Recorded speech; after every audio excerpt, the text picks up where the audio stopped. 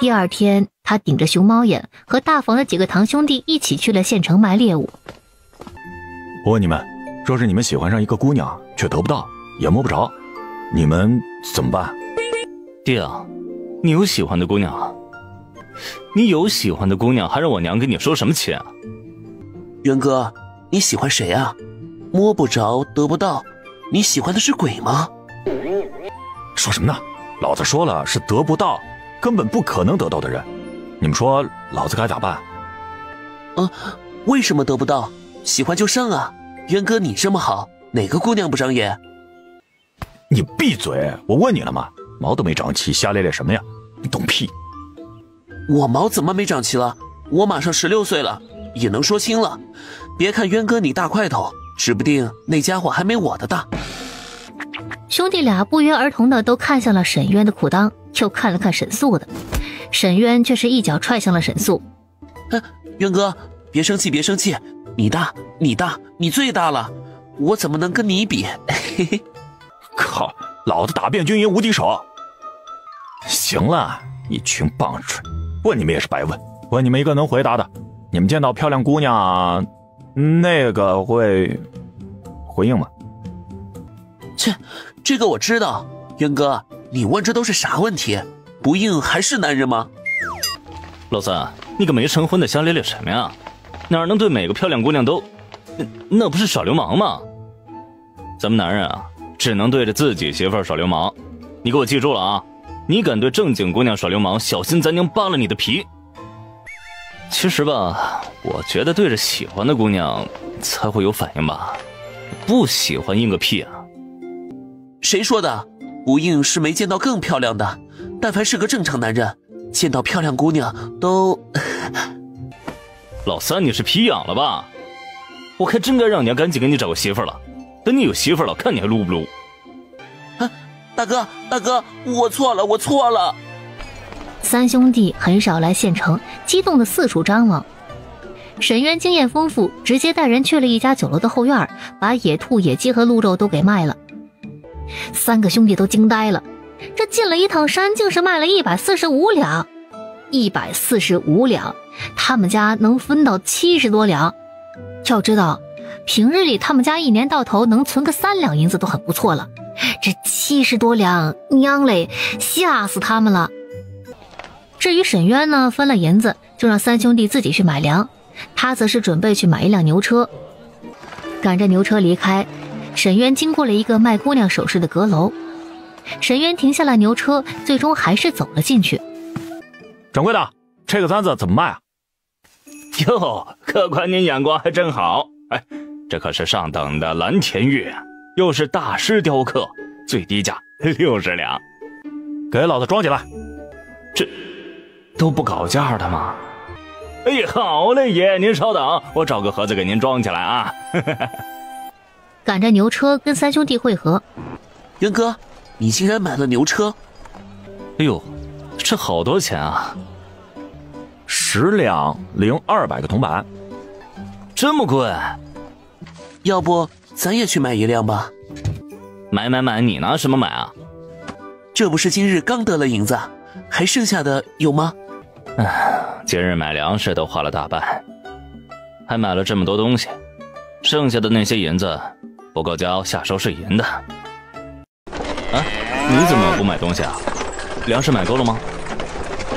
前些日子我都买齐了，家里现在不缺粮。有了牛车，速度就是快一些。到了天黑的时候，他们就已经回到了大柳树村。渊哥，你这牛可真是壮实，比我家的强多了。咋的？这位大嫂，莫不是又看上我家牛了？沈渊，你别给脸不要脸！你一个婆娘都不要脸，谁还要脸呀？滚！别让老子再看到你，否则别怪老子打女人啊！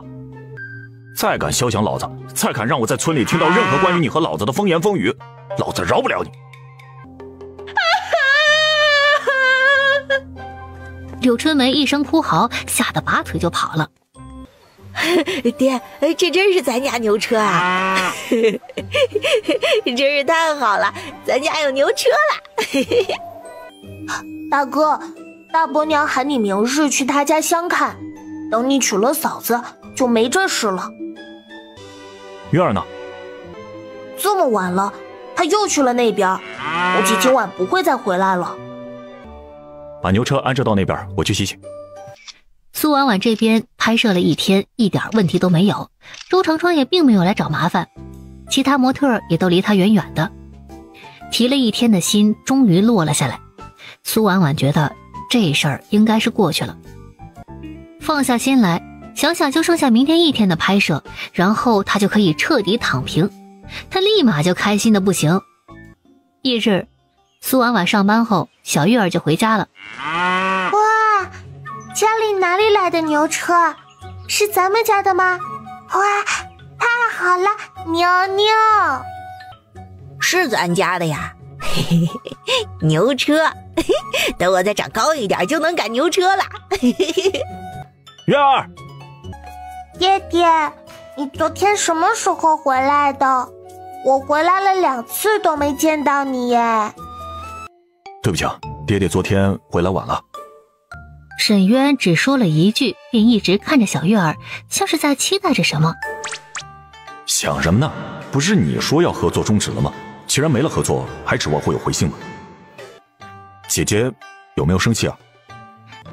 没有，姐姐只说那些东西就放在她那房子里，这边只要有需要，我可以随时过去拿。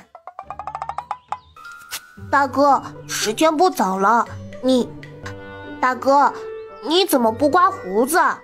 大伯娘说让你刮刮胡子，穿得好看一些。庄稼汉子要什么好看？老子就这样，也不爱刮胡子。他能看上就看上，看不上拉倒。最好是看不上，看上也不行。反正啊，就算那姑娘长得像天仙似的，他也看不上，还剃什么胡子呀？二叔，爹爹是要给我们找后娘了吗？月儿乖，咱们先去看看，指不定你会喜欢他呢。沈渊，你个鳖孙玩意儿，成心的不是？我让你刮胡子你不刮，衣服也不换，你是刚从茅坑里钻出来的屎壳郎吗？嘿嘿，我是鳖孙，那我们爷爷不就是老鳖了啊？大伯娘，别打了！大逆不道的东西，敢说你爷？老大，去把你衣服拿过来，跟沈渊换上。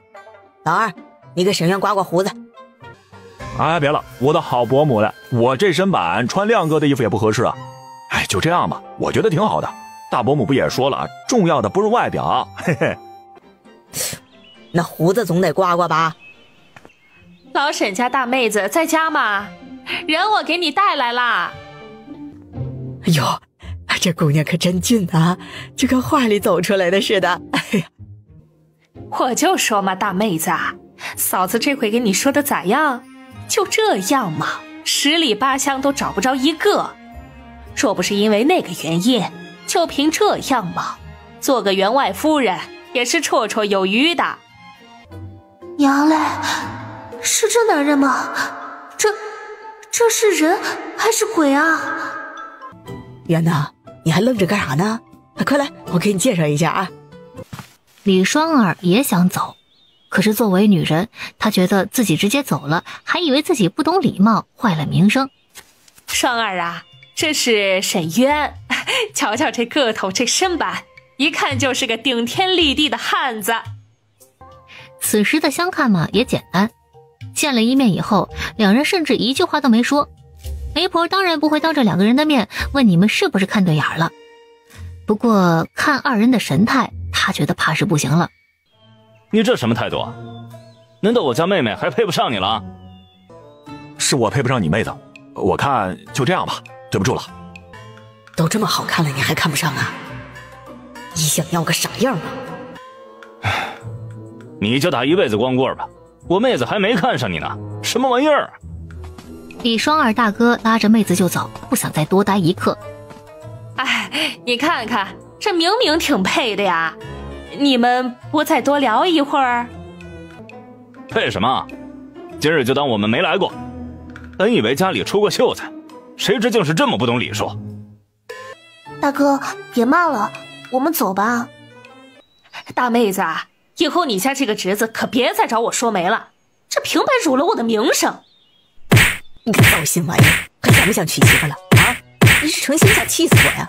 个小鳖孙，你这大辈子光棍儿！大伯娘、大婶子，我错了，让你们说累，得来，我以后不娶媳妇了啊，就打一辈子光棍。说什么胡话呢？你才多大就不娶媳妇了啊？你还是不是个男人？怪不得说要打一辈子光棍，原来是不行啊！罢了，这沈渊的媒呀，打死也不接了。哎，不能行就别祸害人家姑娘了。大妹子，你这是要坏我名嘴的名声啊！白长了这么大个儿，竟然是个不行的。是啥呀？啥不能行啊？别生气，婶子，劳烦您跑一遭。沈渊给那媒婆塞了1小块银子，虽然没有成，可这也是应该的。看你这么年轻，老婆子我呢多提醒你一句，城外野岭村有一个张大夫，专治这病，你呢有空也去瞧瞧去。等他回头看到大伯娘一脸痛惜地看着他，就连沈亮他们也跑了出来，三兄弟齐齐地看向了他的裤裆，那眼神毫不掩饰。沈渊双腿一抽，瞪大了眸子，看什么看，老子能行。三兄弟立马抬眼，不再去看，也没有反驳，反而他们都想到了昨日去县城的路上沈渊问他们的那些问题。完了，原来沈渊真的不行啊，他肯定是硬不起来才会问那些问题的。行了，都杵这儿干什么呀？走，小鳖孙子，都闲得慌是吧？渊呐，那个没啥，你还年轻呢，别往心里去啊，指不定以后会好的。你那老婶子说的对，不行咱就去瞧瞧去啊。苏婉婉这个时间是开心的，今天是最后一天拍摄，拍的竟然是去年的古风爆款，所以啊，她今天也是古装。因为是古装，没有在摄影棚拍摄，而是直接去了公司的一个仿古建筑那里。唯一让苏婉婉不爽的是，在这里竟然又遇到了周长川。好，婉婉，我们晚点吃饭，直接拍完吧。好啊，听你的，一会儿结束我请大家吃饭。等吃饭的时候，云峥还在处理照片，一边处理一边惊叹：这些照片我可以保存几张吗？实在太完美了，我可以想象去年这款肯定又要火一把，甚至会比今年新款还要火。苏婉婉在今天3点钟的时候彻底的结束了周氏集团这份兼职模特的工作，预想中的坏事情也没有发生，这才是让她最开心的。姐姐，你做什么菜呀？这么香，好香啊！你来的正好，快，先把这些东西给带回去，一会儿凉了。哇，这么多好吃的，谢谢姐姐，哥哥和二叔一定会很高兴的。姐姐今日高兴啊，多做了一些，一会儿月儿过来陪我吃呀。姐姐，这是姐姐吗？哇，怎么可以这么好看呢？姐姐，你穿的是我们那里的衣服吗？好好看哦，比大红姐好看，比今天爹爹相看的那个姨姨也好看。相看？你爹要娶媳妇儿了？古代不是媒妁之言吗？还能相看？看来这个朝代也挺开放的嘛。那你爹相看成功了没啊？咦，没有呀，没成功，月儿就不会有后娘了。月儿以后还能来姐姐这里，嘿嘿。小月儿，你这样是不对的，你爹会伤心的，他需要媳妇，你们也需要娘。乖，不想那么多，先把饭菜送回去吧，别一会儿你那个小叔叔又做饭了。还有这些酒啊，都带过去，给你爹爹说，这些都是酒，他的钱已经花完了，不合作便不合作吧，还是要谢谢他。姐姐，我想要这2张照片。苏婉婉是不在意的，得到肯定的答复，小月儿欢天喜地的带着东西走了。月儿，这都是什么呀？哇，这么多好吃的！有我喜欢吃的鱼，姐姐也太好了吧，她怎么知道我想吃鱼了？姐姐知道我们都喜欢吃什么。这个腊肉是二叔喜欢吃的，红烧肉是我喜欢吃的。我就说吧，姐姐最好了。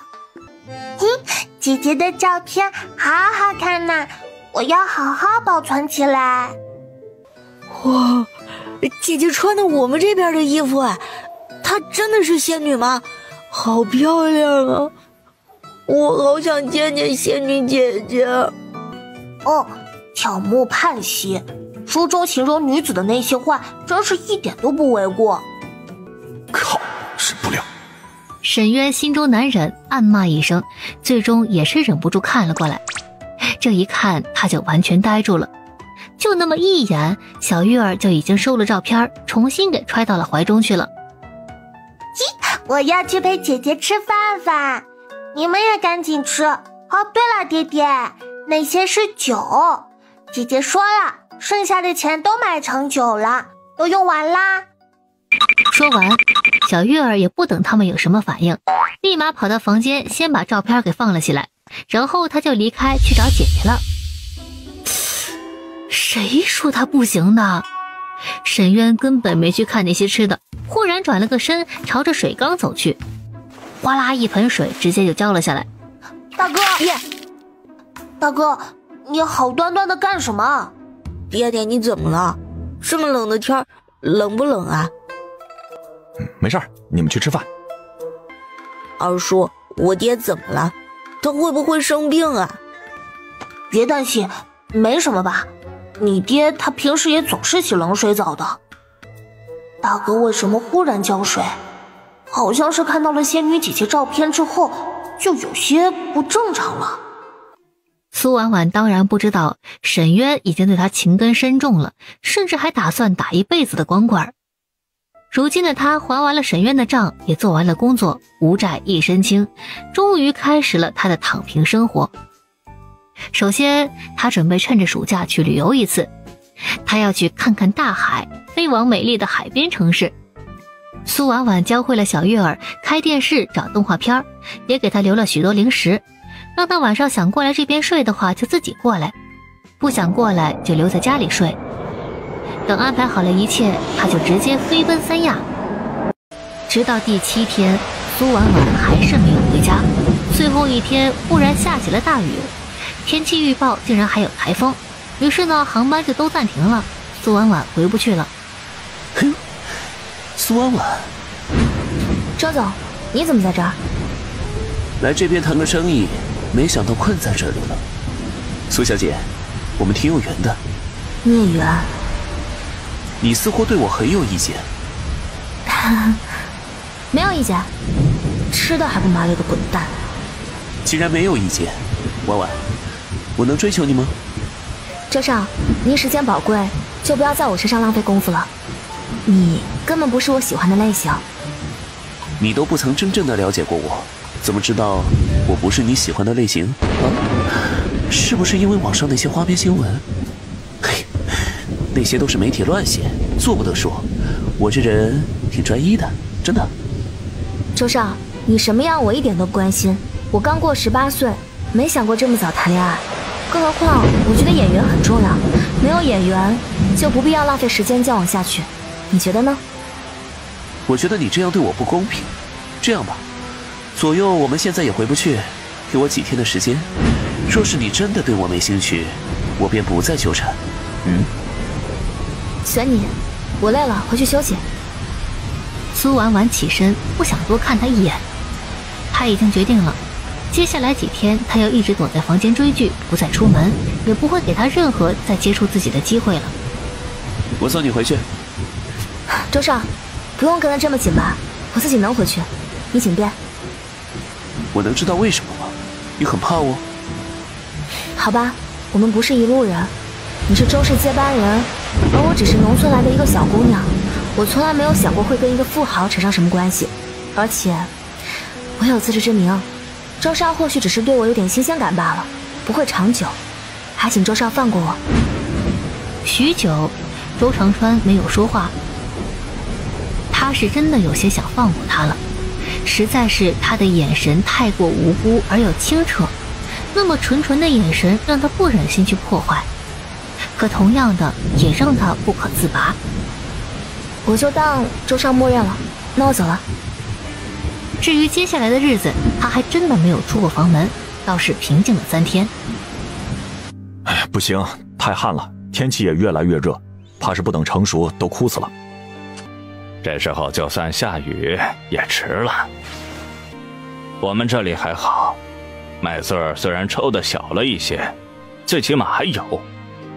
听说北边几个村子河水都干了，麦子根本不抽穗，大面积的小麦都枯死了。咱们这里的麦穗儿是抽出来了，接下来要有充足的水分养穗儿，不然也得成为哑巴穗儿啊。老天不给人活路，听说粮食也开始涨价了。能不涨吗？眼看着要颗粒无收，也幸好前些日子跟你上山打猎卖了些银钱，囤了点粮。元啊，这个灾年咱们家能渡过去，真是托了你的福啊。大伯，我们是一家人，你们家人多，粮食不够，我让沈昭再送过去点。哎，不用，那些银子这几日我让你大哥都去买了粮，够吃到秋天了。哎，我再去浇一遍地，正养麦穗呢，多浇一遍，指不定就能多收1斤粮食。成，我回去喊你们大哥啊，也都过来浇地。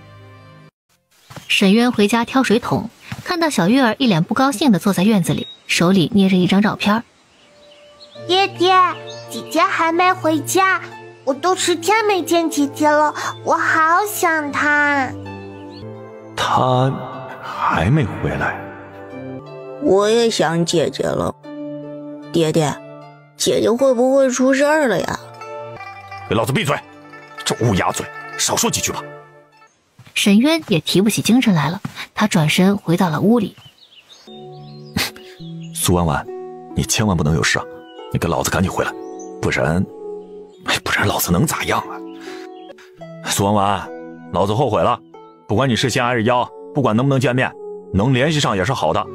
你回来，老子给你解禁，给你买陶瓷。大哥，你去哪儿？沈昭从屋里出来，正好看到大哥快步走出大门。你看好孩子，我出去2天。沈渊头也没回，立马离开。他几乎是飞奔而出的。灵隐寺离得并不近，沈渊一路跑过去，半夜才到达。此时的灵隐寺已经十分寂静了，只有几个守夜的和尚在主殿敲着木鱼。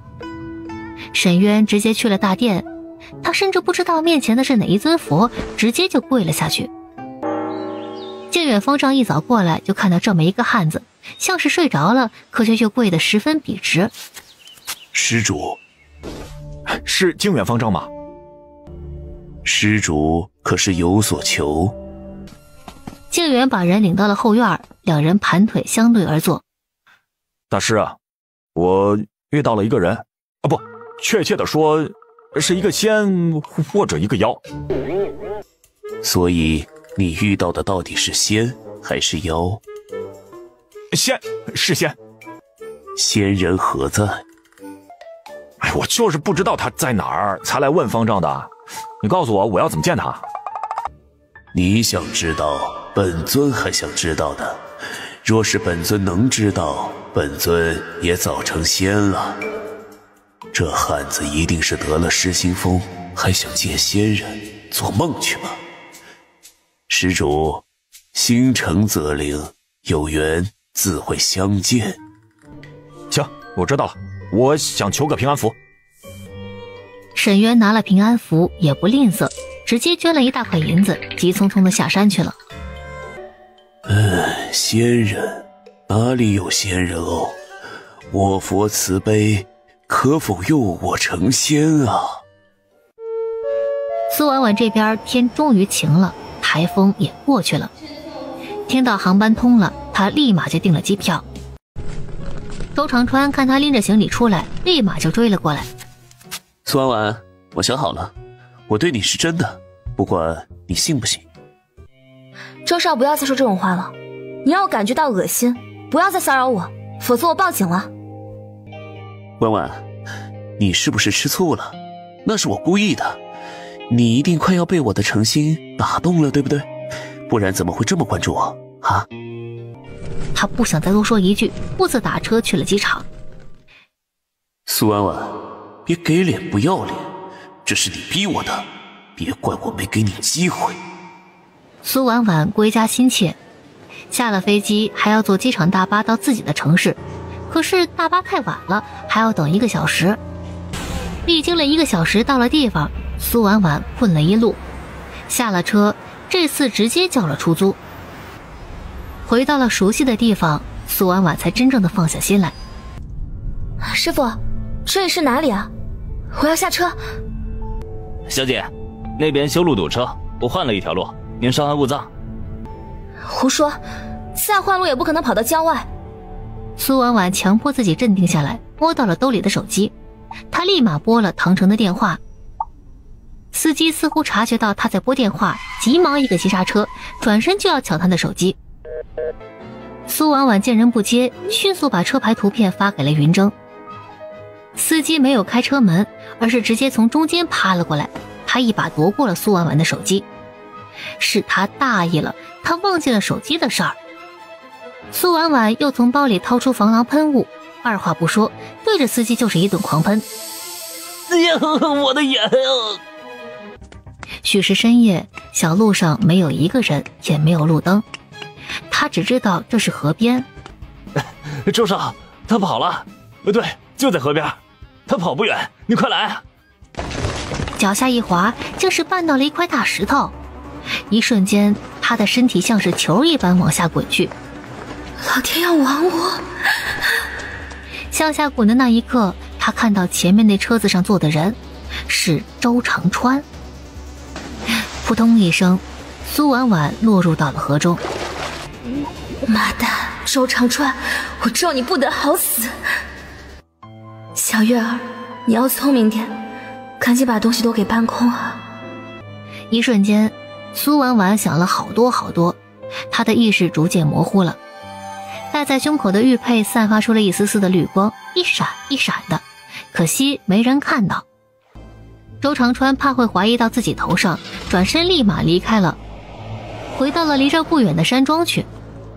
今夜，小月儿在苏婉婉这边睡，她太想姐姐了。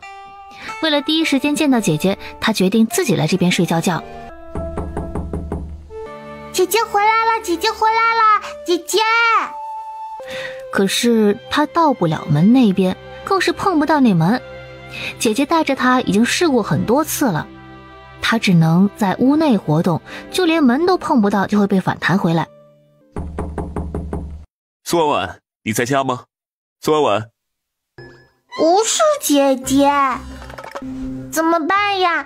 那人好像要把门给拍烂了。姐姐存的那些东西都去哪儿了？明明睡觉前还看到的。姐姐这屋里除了睡觉那屋子，就连客厅都满当当的，几乎都快没下脚的地方了。那些东西呢？小月儿壮着胆子跑去其他房间，结果看到全都空了。她又跑到睡觉的地方，打开了衣柜，姐姐的衣服也全都不见了，只有柜子里那个箱子是爹爹让带回来的那箱金银。姐姐，不见了！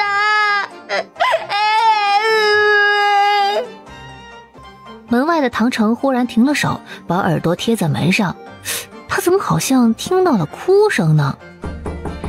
苏婉婉，苏婉婉，你在干什么？快开门！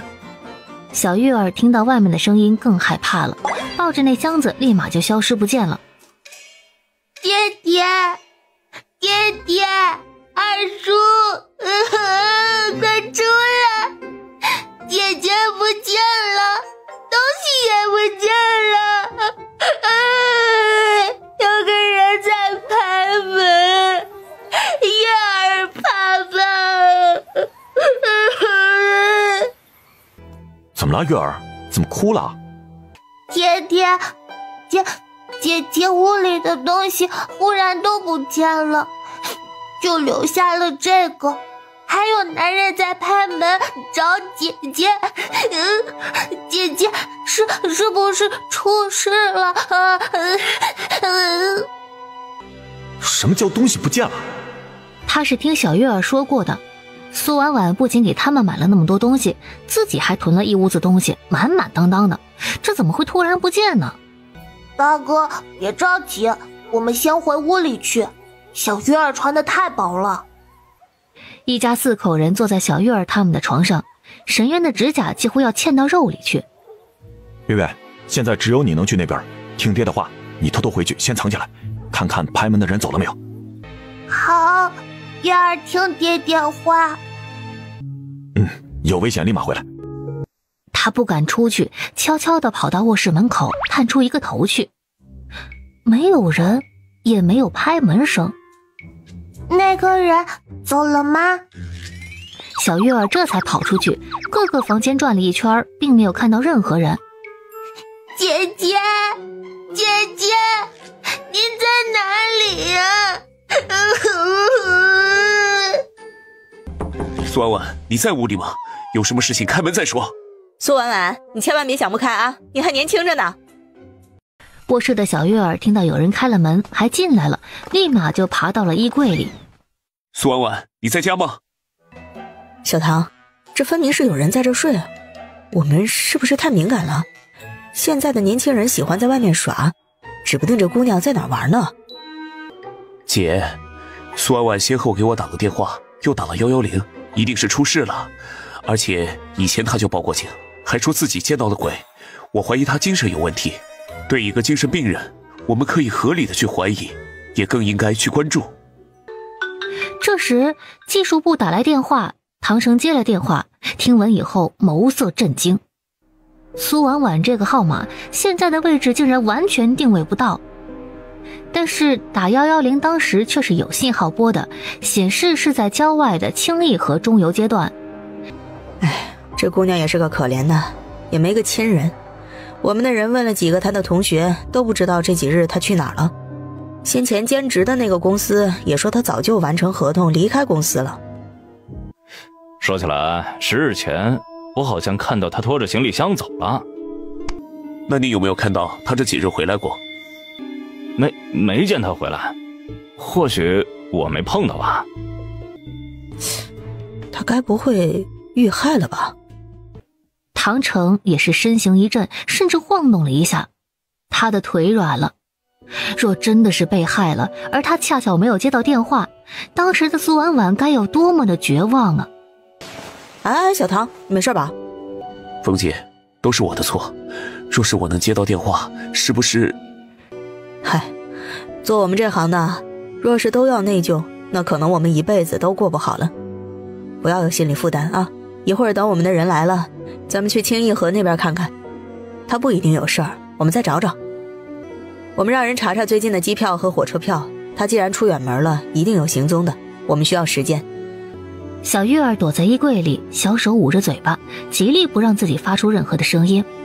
可是她听到他们说姐姐不见了，而且还有可能遇害了，她再也忍不住。姐姐！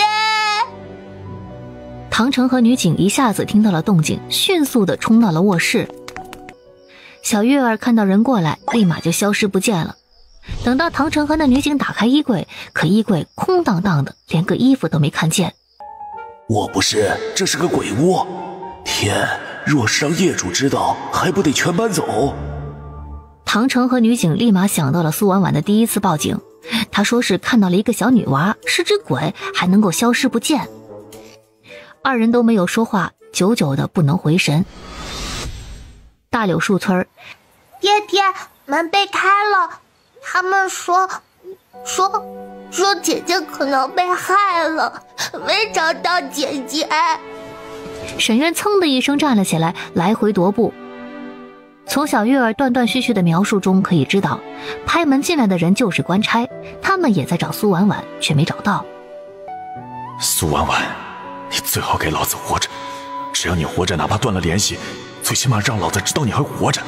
老子还不曾报答你，你不能死。姑娘，你醒醒啊！尽管换了衣服，可是脸上、手上和头发上都是泥巴。她现在活脱脱的就是个女乞丐。哎呦，小姑娘，你怎么一个人在这儿睡了呀？大娘，我在这里等我爹呢，他去找吃的了，一会儿就回来。哦，原来是这样啊！你一个小姑娘一个人在这儿多危险呢！最近流民特别多。这样吧，我们在这儿陪你一会儿，等你爹回来了我们再走。一来就遇到一个精明的老太太，怎么破？哪里来一个爹啊？不必了，大娘，我去找我爹去了，你们在这儿休息吧。忽然2个汉子堵在了自己前面。好汉不吃眼前亏，他那空间进不去，也人生地不熟的。算了。2位大哥，你们能帮我找找爹吗？你爹去哪里了？去多久了？该不会被大虫吃了吧？山里可是有很多猛兽的。我爹去了几个时辰了，该不会……哎呀，姑娘，别哭啊，别急。哎呀，都是可怜人呐。我看你也是个可怜人，我们要去县城，你跟我们一起吧。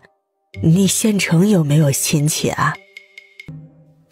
大娘，你们去哪个县城啊？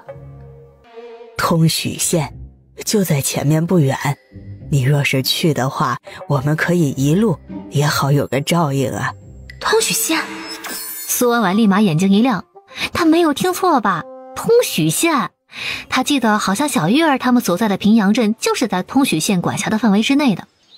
大娘，你真是个好人，我正好有个表哥在通许县。哎呦，那感情好，咱走吧。阿大、阿二，赶紧帮你妹子拿这东西。嘿嘿，妹子，你这被子我帮你背吧。大娘，你们去通许县干什么呢？你们是通许县的人吗？啊，我们从北边来的，来这儿啊投靠我的小女儿。你也应该是从北边来的吧？我也是从北边来的。天旱，家里粮食没了，眼看着下手也不好，爹就带着我来这边讨生活。大娘，咱们这里是大夏朝吗？妹子，我们这里当然是夏朝啊，难道你不是夏朝的人吗？不会是从蛮邦来的吧？啊，我不是蛮夷人。大娘，我们要多久才能到通许县？那得2天吧。姑娘，你怎么出来就带一床被子呀？这路上吃什么呀？包袱我爹带着呢。大娘，你们行行好，给我口吃的吧。现在粮食金贵，给了你，我们可就吃不饱了。如是有吃的，我们也不至于跑出来讨生活呀。姑娘，不是不给，实在是……姑娘，你可知道现在外面2斤小米都能换一个媳妇儿了？哎呀，不是我们不给你吃，实在是这粮食金贵，我们这里也不多。这样吧，我们虽然没有2斤小米，但是这些干粮也能勉强果腹，咱们匀一匀也能走到通许县去。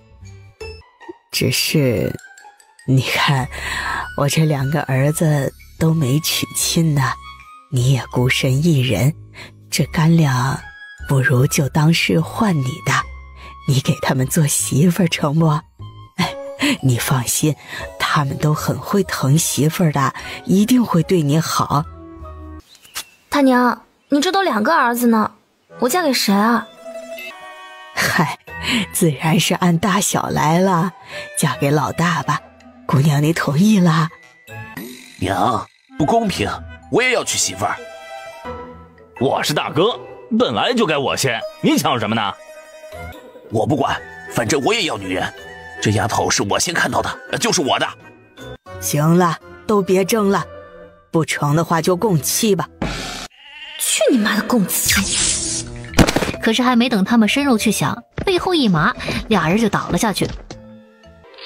苏婉婉拿了2根电棍，一手一个，娘哎，杀人了！苏婉婉迅速的冲过去，也是一棍子打了下去，老太太也昏倒了下去。把被子收回空间，电棍也扔进去。她不知道路，只能顺着那唯一的一条小道，走到哪儿是哪儿。眼看着天又黑了，苏婉婉找了一块特大的石头，躲在后面休息了片刻。在黑暗中，她默默地啃着面包，抬头看到天上的满天星。小月儿，姐姐受苦了，要怎么才能找到你们呀？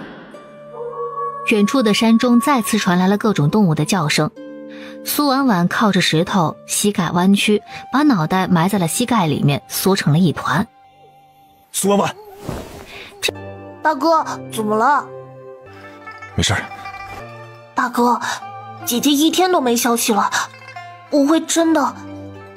她只是失踪了，还没定论，我们不要瞎想。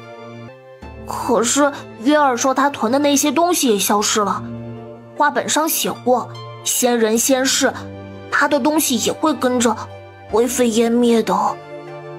让你读书不是让你看这些乱七八糟的，那房子还是她的吧？月儿还能进到房子里面，房子不是没有消失，她一定还好好的。沈渊坐不住了，他最终起身去了院中。苏婉婉，你在哪儿啊？接下来一家4口都没有出门，小月儿每天都去房子里打探消息。沈松青来这边看到这4个人都快吓坏了。渊啊，你们这是怎么了？大爷爷，你们咋全中邪了呀？大伯，您怎么来了？我怎么来了？你看看，沈渊，你们这是怎么回事？3个小的可都指望着你呢，你看你把他们饿的都瘦成什么样了。是我不对，没照顾好他们，大伯别生气啊。我不是记得你买了很多粮吗？怎么回事啊？不舍得吃？那哪能呢？我们这是辟谷，对，就是辟谷。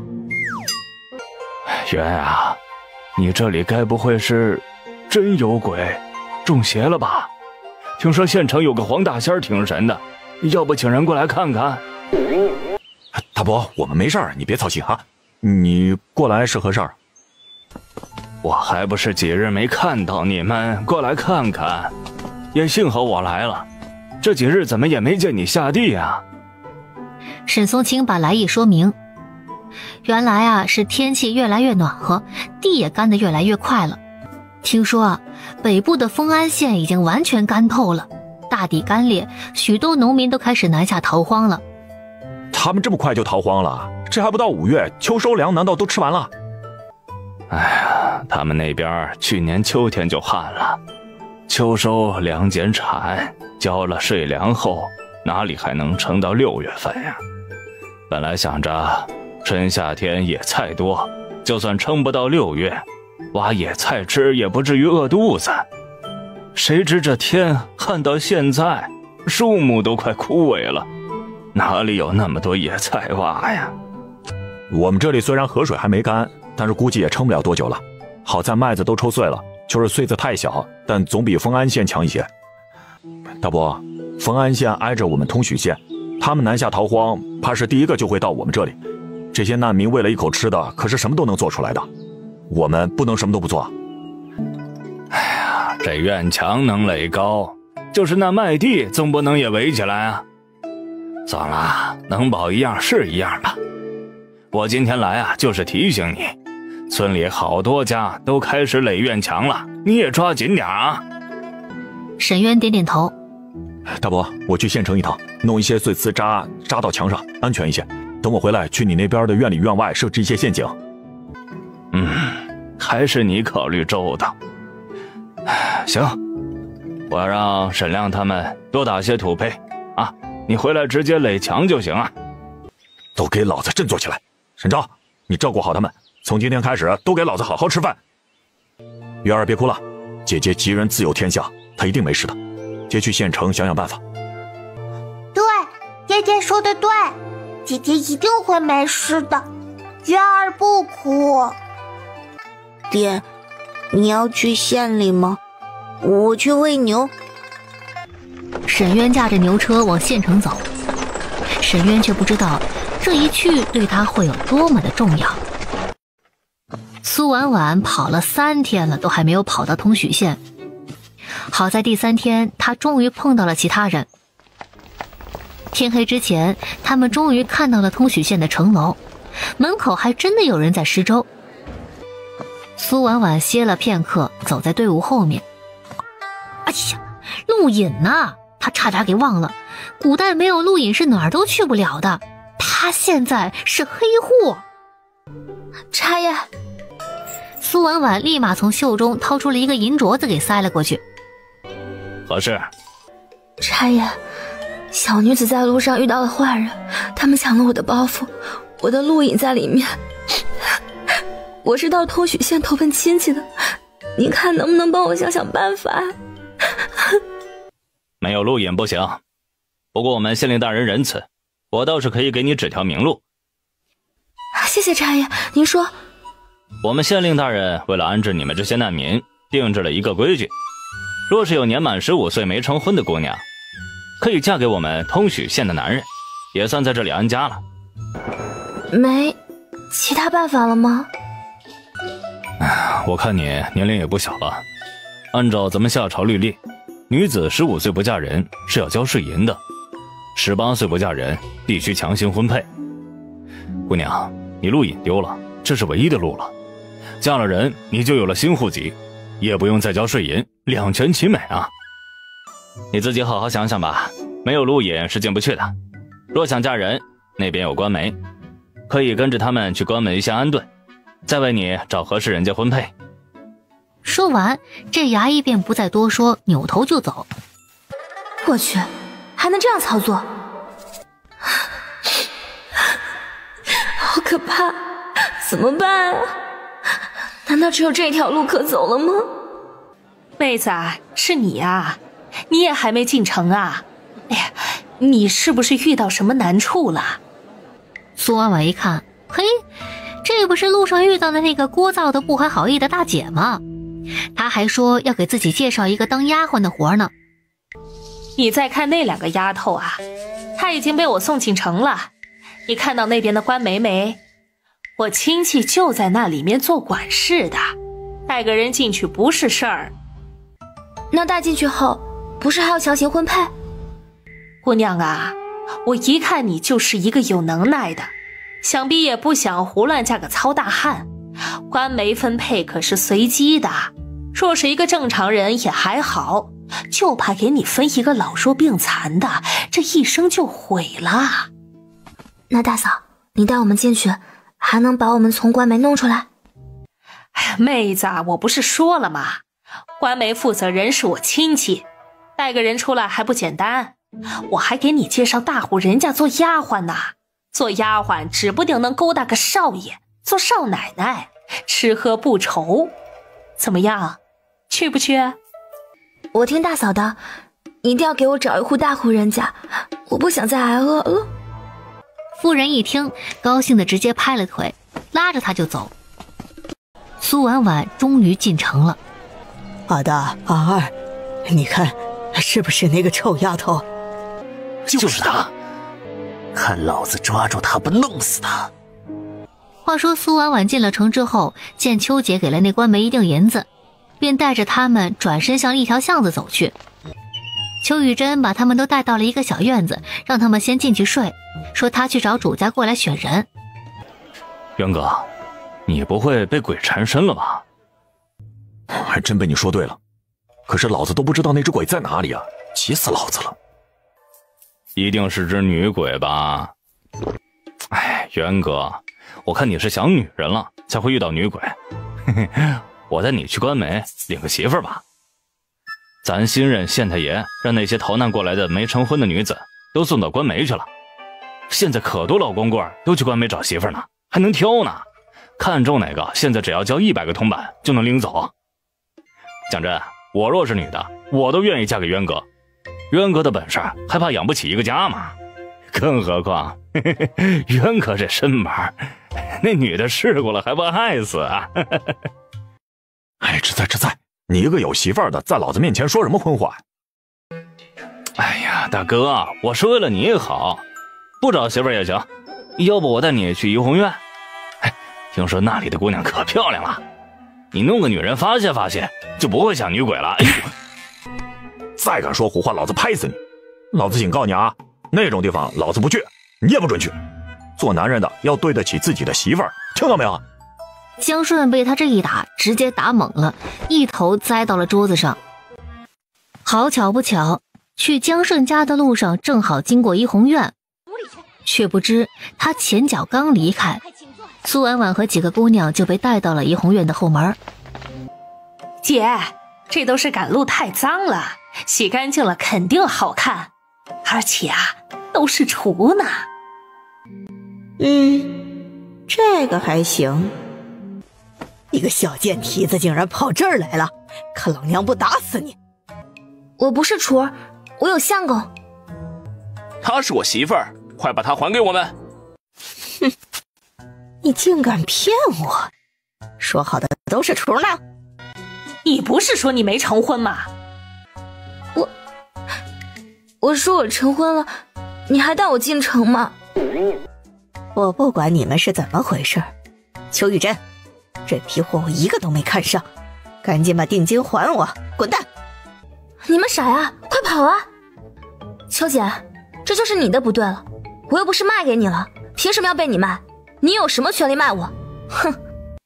你个小贱人，你没有录影就是黑户，你还想跑？我带你进城，你就是我的人了。先还钱再说，我才没工夫管你们那烂事儿。苏婉婉这边已经拿出了喷雾，直接冲那汉子的眼睛喷去。我的眼，我的眼！哎呦！苏婉婉一个人被几个人追，心里也是一句 MMP。苏婉婉一个急转弯，那边突然飞奔出一个人来，她咣的一声就直接撞了上去。头，我的头！我去，这什么人啊，身上这么硬！大哥，救我！他们要把我卖了，他们是人贩子，是坏人！大哥，救我！我给银子，等安全了给更多啊！这银子怎么那么像是小仙女给他的那些银子呀？你这银子从哪里来的？是我自己的，放心，来路很正，大哥救我！苏婉婉，你给老娘站住！坏我好事，老娘要扒了你的皮！沈渊如遭雷击。苏婉婉，不许动她，她是我们的媳妇，谁敢动她？他过来一脚踹了一个，一手拎起一个，就像是拎一只小鸡仔一样，往上一抛，狠狠地摔下去。呦，我的腰啊，我的腿！难道是银子起了作用？大胡子竟然帮我了，他好厉害啊！阿大阿二虽然瘦弱吧，可是个子也不低，是男人啊，他怎么毫不费力似的直接都给解决了？那一脚那一摔也太酷了吧！这位壮士啊，劝你少管闲事，这姑娘是我的人。别听他胡说，我不是他的人。大哥，我跟他没关系，他们是人贩子，把我拐来想卖给青楼。他大踏步走过去，二话不说直接开打，女人直接踹飞，两个同伙汉子一手一个，一拳过去打得满地找牙。嘿，大哥，不要闹出人命了，不好！你是哪里冒出来的人？那是我媳妇儿，你这是要抢人吗？小心，我去县衙告你！踩死你丫的，让你骂！媳妇儿你也配呀？这大胡子还真是猛啊，银子没白花。哼！大哥，我们赶紧跑吧，一会儿官差来了。苏婉婉跑了几步，脚脖子实在是疼得厉害了，刚要停下，双脚忽然悬空而起，她竟是被大胡子给抱了起来，而且还是公主抱。失礼了，我带你走。老子二字到了嘴边，又被他生生的换成了我字。谢谢你啊，你能带我找个客栈吗？我太累了，想休息。你放心，不用你的银子。哦，谢谢你，大胡子，你是个好人。这个角度看到的都是胡子，看不清，但是应该是个年轻人吧，不然怎么会这么有力气？他找了个最近的客栈，给了银子，开了一间上房。低头看去，却发现怀中的姑娘竟是睡着了。他没有叫她，轻轻地开了门，把她放在了床上，给她盖上了被子。沈渊不舍得起身推开门，关了门，他也没有离开，就站在了门外。苏婉婉这一觉睡得很沉，等醒来的时候，天已经大亮了。推开房门，一个硕大的身影忽然就映入了眼帘。大哥，你没走啊？他该不会守了自己一夜吧？是他呀，一定是他，感觉不会出错。啊，大哥，谢谢你啊。老子不要，我不要，够了。不好意思啊，大哥，我没别的意思，我就是想谢谢你，谢谢你昨夜救了我。我叫了早饭，楼下吃点吧。大哥，我不饿，我想赶紧离开通许县，我害怕昨夜里那些坏人找到我。他们是什么人？哎呀，别提了，说来话长。大哥，你知道平阳镇大柳树村吗？他是去大柳树村的，实锤了，就是他。大哥，就是他，他在那儿呢，快抓住他！大哥，关梅要来抓我了，我先跑了，帮我拦一下。沈渊大长腿跨不过去，直接将那妇人给踹飞了出去。邱玉珍嗷嗷直叫，感觉腿都要断了。官差见状，立马上前就要抓沈渊。沈渊却是一个转身追上了苏婉婉，拉着他就往外跑。他带着苏婉婉左拐右拐的，只是可惜苏婉婉腿上还有伤，还没跑多久就被官差给追了上来。你们官媒凭什么胡乱抓人啊？我劝你不要多管闲事啊！你后面那个姑娘没有路引，是个黑户，已经在我们官媒登记了，今日就得去配婚。配婚啊？你什么官媒？我还要告你跟人贩子勾结呢！我是登记了不假，你们却把我卖给了人贩子，人贩子要把我卖进青楼，还有没有王法了？你们把他卖了？这还如何能忍啊？沈渊的拳头最硬，二话不说，他忽然就这么上前，噼里啪啦的一顿胖揍。喂，大哥你打上瘾了吧？这打了官差要不要坐牢啊？哎，大哥别打了，咱们去报官，我就不信县令大人会不管。丧尽天良的玩意儿！你竟敢殴打官差，你死定了！来人啊！来人啊！哎，怎么了？江哥，快抓住他！他殴打官差！哎，渊哥，他们怎么招惹你了？我说一大早去客栈找你，没见你，怎么在这儿啊？怪不得大胡子不跑呢，原来是有熟人啊！官媒跟人贩子勾结，你们管不管？啥？大哥，你说啥？你怎么还管上官媒的事情了？快去抓人！那妇人在客栈门口被老子踹飞了，别让他给跑了。敢不敢报官啊？报，有啥不敢的？走，我带你去县衙。一行人终于来到了县衙，县令大人果然很年轻。堂下何人？有何冤情？启禀大人，民女是从丰安县来的难民，民女状告通许县官媒以及丰安县的邱玉珍，两者相互勾结，骗姑娘入城，实则是要把姑娘们卖入青楼。哎呀，大人冤枉啊！这姑娘是个黑户，草民是看她可怜才给她指了明路，让她去官媒那里报名，而且她已经18岁了，这不是应该的吗？是她自己跑到怡红院自卖自身的，跟草民无关呐。大人，民女的路引只是路上丢了，民女是良民，来通许县投奔亲戚的，怎么可能自卖自身？她撒谎，可让怡红院老鸨来作证，当时跟着民女一起要被卖的还有其他女子，她们也可以作证。草民也可以作证，昨晚草民看到这婆娘在追苏姑娘，是草民救下了她，这婆娘身上的伤还是我踹的。若真的只是送去官媒，这婆娘又为何和苏姑娘在一起，还一同出现在了怡红院附近？若苏姑娘真是要自卖自身，又为何逃跑被草民救下？这件案子一点都不难，苏婉婉这边证人颇多，再不济把那母子3人找来也是证人啊。大人，他卖我不成，今早还带着官差来找我报复，若不是遇到江捕快，民女指不定就被害死了。大人饶命啊！民妇真的是走投无路了才，民妇是第一次看这事儿，大人饶命啊！大胆邱氏，官媒里面谁是你的同伙？接下来的事情就顺利多了。邱玉珍抖如筛子，自然将自家亲戚也给抖落了干净。出了这种事情，官媒的人都有责任。许怀远大刀阔斧，把官媒相关的责任人都给罢免了，甚至还把主谋给来了个斩首示众。然后雷厉风行的又立马重建了新的官媒。这一通操作下来，倒是赢得了百姓的一致好评。苏婉婉也得跟着官媒走，没办法，她是已经登记在册的姑娘，就是黑户，跑不了。大哥，我得跟官媒走了，谢谢你，就此别过。苏婉婉，我是沈渊，我家里还有个女儿叫沈思月，有个儿子叫沈云逸，有个弟弟叫沈昭，还有一个仙女小姐姐，她叫苏婉婉。婉婉，你别哭啊，苏婉婉抹了一把眼泪，转身就走。沈渊立马就急了：婉婉，老子错了。他好像明白了些什么，他应该是在生他的气。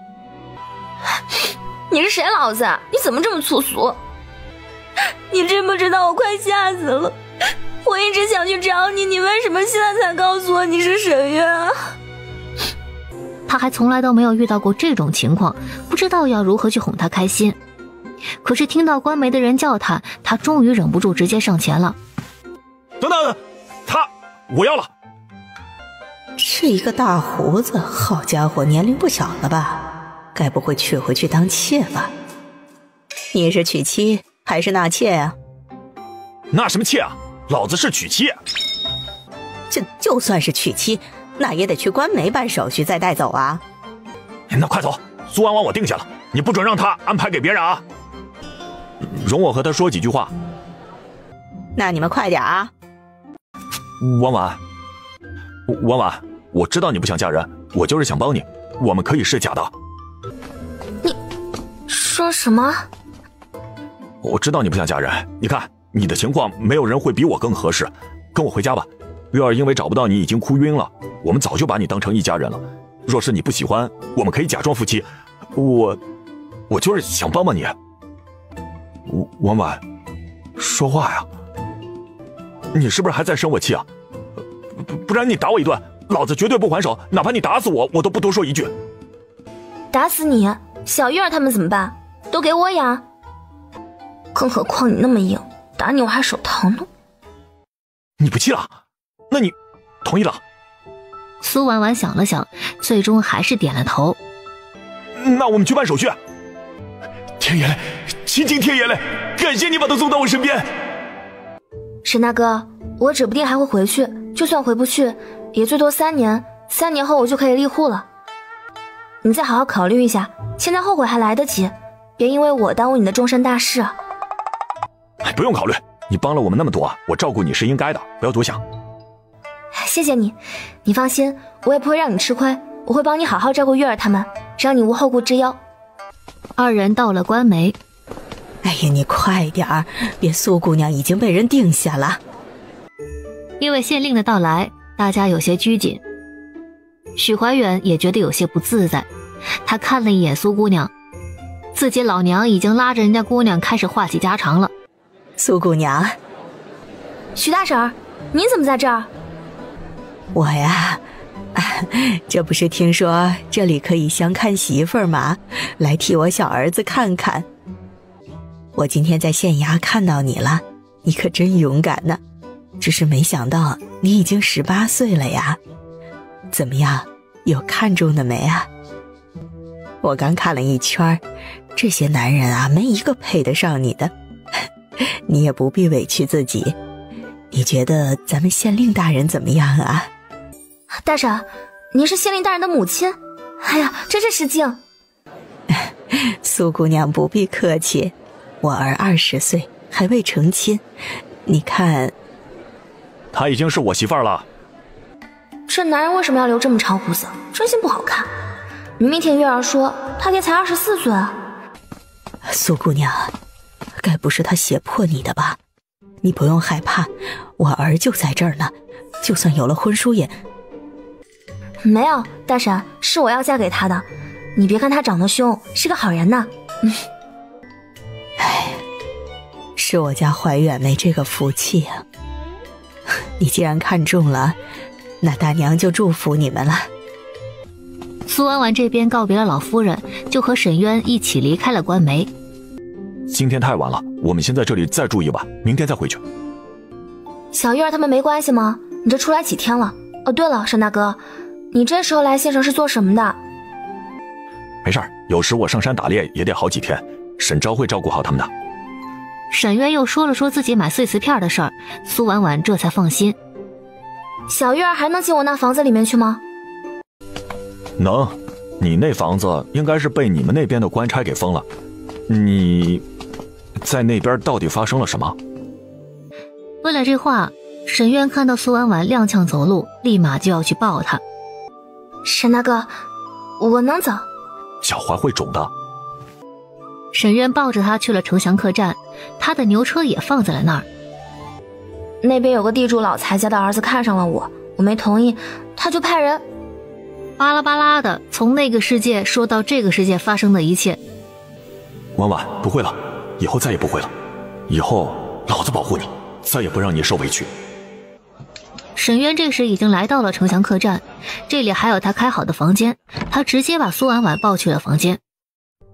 沈大哥，我想洗澡，我都10多天没洗澡了，臭死了，亏得沈大哥不嫌弃。不臭，你先洗着，我就给你买套衣服。谢谢沈大哥。婉婉，衣服买来了。苏婉婉抓着那衣服还有鞋子，然后就关了门。连鞋子也是粉色的，这不是该小月儿穿的颜色吗？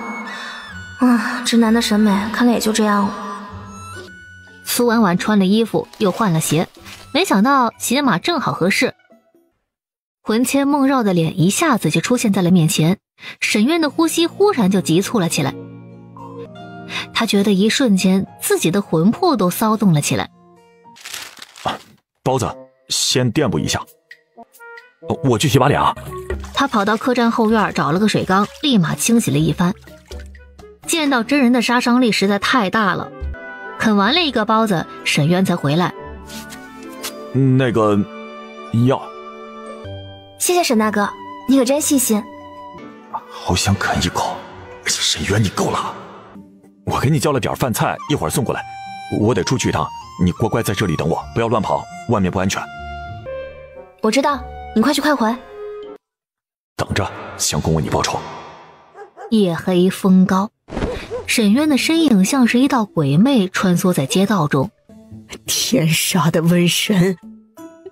儿啊，你们要不要紧呢？这腿没事儿吧？都怪那个小贱人。没事儿，休息几日就行了。左右这通许县有人失踪，我们多待几日。别让我抓到那贱人，抓到他我干死他。哼，那小贱人被大胡子抓走了，早晚被玩死。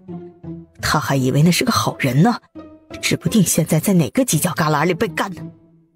娘，你明天去找，指不定大胡子玩腻了就让他扔了，让他来伺候我们，看我们不弄死他。我的腿！哎呦，我的腰啊！我的命根子！偏僻的小巷传来了几声凄厉的惨叫，沈渊如同一只暴怒的猛兽，直接把2个大男人给废了。3个人都成了残废，2个男人腿断了，还丢了命根子。在这灾荒年，定然是活不下去了，所以不值得脏了他的手，省得他们再去祸害别的小姑娘。沈渊大踏步的离开，然后去找了江顺。怎么样，渊哥，是不是得手了？你小子，走，跟老子去大牢走一趟。你去牢里干嘛？揍人。哎，你说你值当吗？大半夜搂着媳妇睡觉不香吗？他们明日就要被斩首了，打一顿出气的吗？看来渊哥这是已经得手了，为了给嫂子出气，到大牢里揍人，真有他的。你说的对，直接一刀砍了，太便宜他们了。行，不过可别揍死了啊，明儿不好说。嘿嘿嘿，渊哥，我还以为你会打一辈子光棍呢，这次，嘿嘿嘿。哎，你咋看上嫂子的呀？我就说嘛，那天看你对人家姑娘就图谋不轨，你行啊你。说是一见钟情吗？那天嫂子蒙头垢面的，根本看不清容貌的，咋一眼就被渊哥看上了呢？而且看渊哥那紧张的神色，也不像是一见钟情，反而像是喜欢了人家许久的样子。你好奇个球，给老子走快点！行，赶紧拿，赶紧办完事儿回去老媳妇儿。苏婉婉没事的时候查看了一下自己的空间，又试验了几次。她那的确是进不了空间的，但是却可以用意念操控空间里的东西。除了自己这些东西，空间里还有几亩田地，还有一口井。是沈大哥吗？外头传来沈渊沉闷的声音，苏婉婉这才开了门。沈大哥，你回来的正好，我有事要跟你说。关了门以后，苏婉婉才告诉沈渊空间的事儿，并且告诉他那些东西他都带来了。怪不得月儿说你房子里的东西都不见了，她吓坏了。这件事还有你的身份不能让任何人知道，我回去会警告沈昭他们的。沈大哥，说完了，你去休息吧，明日咱们早点起，我已经迫不及待想要见到小月儿了。我去外面守着，你好好睡吧。沈大哥，那些人已经被抓了，我没危险了，你昨夜都没睡，不用守着，你赶紧休息吧。老子是怕坏人吗？老子是怕你会忽然又消失了。虽然那人贩子落网了，但是城中难民太多了，怕他们闹事你不安全。他说的也好有道理，万一又碰到那母子三人了呢？那沈大哥，你就算再强壮也抵不住2夜不睡啊，要不你进来吧。可以啊，我给你铺地铺。委屈你了，沈大哥。第二天还是被江顺给叫起来的。终于可以回去了吗？太好了。我们先跟江顺去关衙，一会儿直接回去。这是那个苏婉婉？天，这也太漂亮了吧，比城里那些大户人家的小姐都要好看。先前就知道这苏婉婉虽然一身脏污跟个乞丐似的，可是看那五官就知道一定不会难看，可谁也想不到会这么好看啊。哎呀，怪不得让渊哥迷得神魂颠倒。渊哥这是什么运气啊，随手一救就救出一个这么好看的媳妇儿。江大哥，今天麻烦你了。看什么看？再看把你眼珠子挖出来。嫂子好，当不起大哥，你是我嫂子，不麻烦。渊哥，你是有了媳妇儿没兄弟，感觉没有爱了。明知道我赶时间还要吃早饭，都还没吃呢。那成，都听你的。最近因为旱情，官窑也没开工，一个管事儿的早就等在那儿了。江顺打了招呼，就立马赶去了衙门，让他们自己在这装。哎，你歇着，帮什么帮呀？这点活老子一会儿就干完了。苏婉婉坐了下来，正好看到沈渊扛着一麻袋的瓷片往车上放。这还是一小节手腕上方的胳膊，怎么看着这么结实啊？这汉子简直就是一头大黑熊。虽然古代衣袍宽松，并看不到他的身材，可那大块头一看就健硕，指不定还有8块腹肌。嗨，苏婉婉，瞎想什么呢？这位小哥，你可真有福气，娶的那么漂亮一个媳妇儿。啊，是有福气。沈大哥，擦脸。碎瓷片并不贵，满满一车子摞了很多麻袋。坐稳了啊，我们走了。爷，夫人，慢走啊。沈渊心情雀跃，却也不敢赶得太快。左右现在时间还早，太快的话容易颠簸。他一个人也就罢了，可苏婉婉那么娇弱，可不能累到她了。我啥时候娇弱了？因为要赶路，沈渊买了一锅大肉包，共有30个。苏婉婉都惊呆了，沈渊一次就吃了10个，而且这10个好像还是没吃饱的样子。苏婉婉只吃了1个就饱了。沈渊觉得不满意，觉得他吃太少了。碰到卖烤鸡的，又买了一只烤鸡，掰了一个鸡腿给他。你把我当猪养了吗？沈大哥，我真的不饿了，你吃吧。你这么瘦，不多吃一点怎么行啊？女人的饭量就这么一点吗？我就喜欢瘦，胖了不好看。胖点好，胖了也好看。我们那里的女孩都喜欢瘦，说人家胖都是不礼貌的。那也不能为了瘦就不吃东西啊，那不是摧残身体吗？你又不胖，反正在老子心里，你胖你瘦都好看，最好胖点，有肉，好捏。这天没法聊了，哼！好，我错了，你瘦了好看。一听就不走心。小仙女又生气了，怎么哄啊？婉婉，说话。你不说话，老子害怕。你那么大块头，我一个小姑娘，害怕的是我吧？哎，苏婉婉，我不会说话，若是说的不对，你不要不理我，哪怕你打我一顿出气也行，成不？我也打不过你啊。你放心打，我绝不还手。你身上那么硬，我还怕我手疼呢。老子是硬，哪里都硬。苏婉婉也不知道他在乐呵些什么，他总觉得这个汉子和跟他写信的那个沈渊有点不一样。给他写信的沈渊虽然大大咧咧的有啥说啥，但是也挺有礼貌的。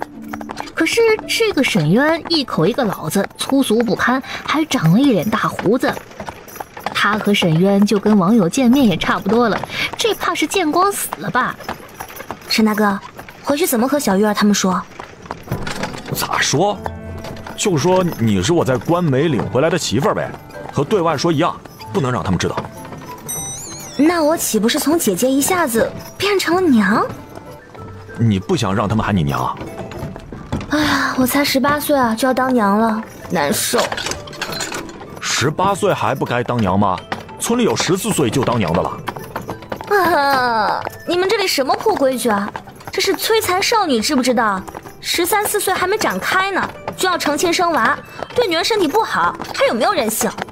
我们那里20岁才能成婚呢。生娃早对身体不好，要等到20岁。哎，你不知道，我们这里啊，连年征战，男丁数量急剧减少，这也是为了增加人口不得已。沈渊一路雀跃，听着那柔柔的声音在耳边，心里头像是抹了蜜一般甜滋滋的。他从来都没有觉得赶车就是这么的美妙。大哥去了那么久，怎么还不回来？沈章，你大哥还没回来啊？大伯，你怎么又来了？这么晚了。晚上吃了没啊？先吃点垫吧一下。大伯，您留着吃啊，我们有吃的，就是担心大哥没胃口罢了。今晚他再不回来，明日我让你亮哥他们去县城找找。再担心也得吃点儿，都是孩子，正长着嘞。行，你大哥回来了，去老宅说一声啊，省得你大伯娘也跟着担心。此时，沈渊已经赶着牛车入了村儿。婉婉，你看，这就是咱们村，咱家在那边最边上，是我回来后才起的房子，房间多够住。不过就是土坯房，你住不惯的话，等灾情过去了，咱们呀再盖一座砖瓦房。房子不着急，够住就行了。沈渊，是你回来了吗？大伯，你怎么在这儿啊？可吓死人了！你个臭小子，我这不是担心你啊。担心我也不用站在路边吓人啊。没大没小，说什么呢？哎，别，大伯，您给我个面子，我媳妇儿还在这儿呢。面子，我给你面子，啥是你说啥？媳妇儿，哎，我媳妇儿，这是我媳妇儿。媳妇儿，你没事吧？刚刚没摔倒吧？能不能不要喊媳妇？你喊的还挺溜。我没事，大伯好。你别动啊，受着伤呢，大伯又不会介意。这还是大侄子吗？咋去拉个碎瓷，还带回来一个媳妇儿啊？而且看样子还把这臭小子吃得死死的，还是对着女人就会黑脸的沈渊吗？大伯，我媳妇儿受伤了，我得先带她回去啊。有什么事儿咱们明日再说啊。行，你赶紧回去吧，沈昭他们可都等急了。那个侄媳妇啊，今日不知道你要来啊，失礼了。没事，大伯，是我脚崴失礼了。您这也是关心沈渊，改日我们再去拜访。成，你们赶紧回。沈渊，你小子好好照顾人家啊。得嘞，大伯，我都知道的，疼媳妇儿嘛，是咱们老沈家的传统。您慢点走啊。鱼儿，沈昭，快出来，看看谁来了。大哥怎么这么开心呢？走的时候还愁眉苦脸的，他难道已经忘了仙女姐姐的事情了吗？还能有谁让他这么开心？小月儿，姐姐来了。屋里的小月儿猛然一惊，立马从凳子上跳了下来。姐姐？哪个姐姐？是小的那样吗？姐姐，姐姐，是你们！姐姐，姐姐，是你们！是我，小月儿，姐姐终于找到你了。姐姐，是你！姐姐，我想你了，我以为再也看不到你了。你姐姐受了伤，咱们进屋说。沈昭，快去把那椅子上垫个软垫。刚坐下，小月儿就已经扑到他的怀中。姐姐，月儿想你了。乖，姐姐没事，姐姐这不是来找你了吗？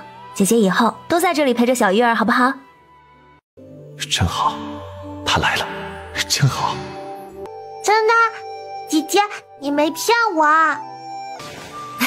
真的，姐姐不骗你，骗人是小狗。哼，你是沈昭？你是小云逸？沈昭轻轻点头，只一下。你们好，我是苏婉婉。我知道，你是仙女姐姐，我们看过你的照片。姐姐，你比照片上好看多了。太好了，我终于可以见到神仙姐姐了。姐姐，沈昭，我给你的药吃了吗？身体好些了吗？沈昭多谢姐姐赠药之恩，多谢姐姐照顾月儿，多谢姐姐惦记我们。你这孩子这么多礼，没事，那也都是我应该做的。咱们现在是一家人，以后不许这么生分了。沈昭，你跟我去烧热水，月儿和云逸陪着说一会儿话啊。月儿，不许挂在你姐姐身上，她身上有伤，你们小心点。姐姐，你哪里受伤了呀？没事吧？没事，就是脚崴了。哼，你这小家伙最近是不是没有好好吃饭？怎么脸上都快没肉了？我以后会好好吃饭，吃胖胖。姐姐，你累不累啊？我给你捶背。我给姐姐捏捏腿。苏婉婉问了小月儿她失踪以后的事儿。听到小月儿把属于他们那份东西也第一时间带回来了，她又忍不住捏了捏她的小脸儿。小月儿真是太聪明了。月儿，帮我把一个东西送到那边。司机把手机扔了，那就证明这里面一定是有什么证据。所以，大哥，你和仙女姐姐，你们……她现在是你大嫂，以后你就叫她嫂子。她同意了，该不会是大哥骗她回来的吧？你大哥有那么差吗？什么叫骗？大哥，你不照镜子的吗？骗来的不长久啊。苏婉婉这边已经让小月儿把那手机给送了回去，直接放在了客厅茶几上。唐城若是再去那儿，会一眼看到。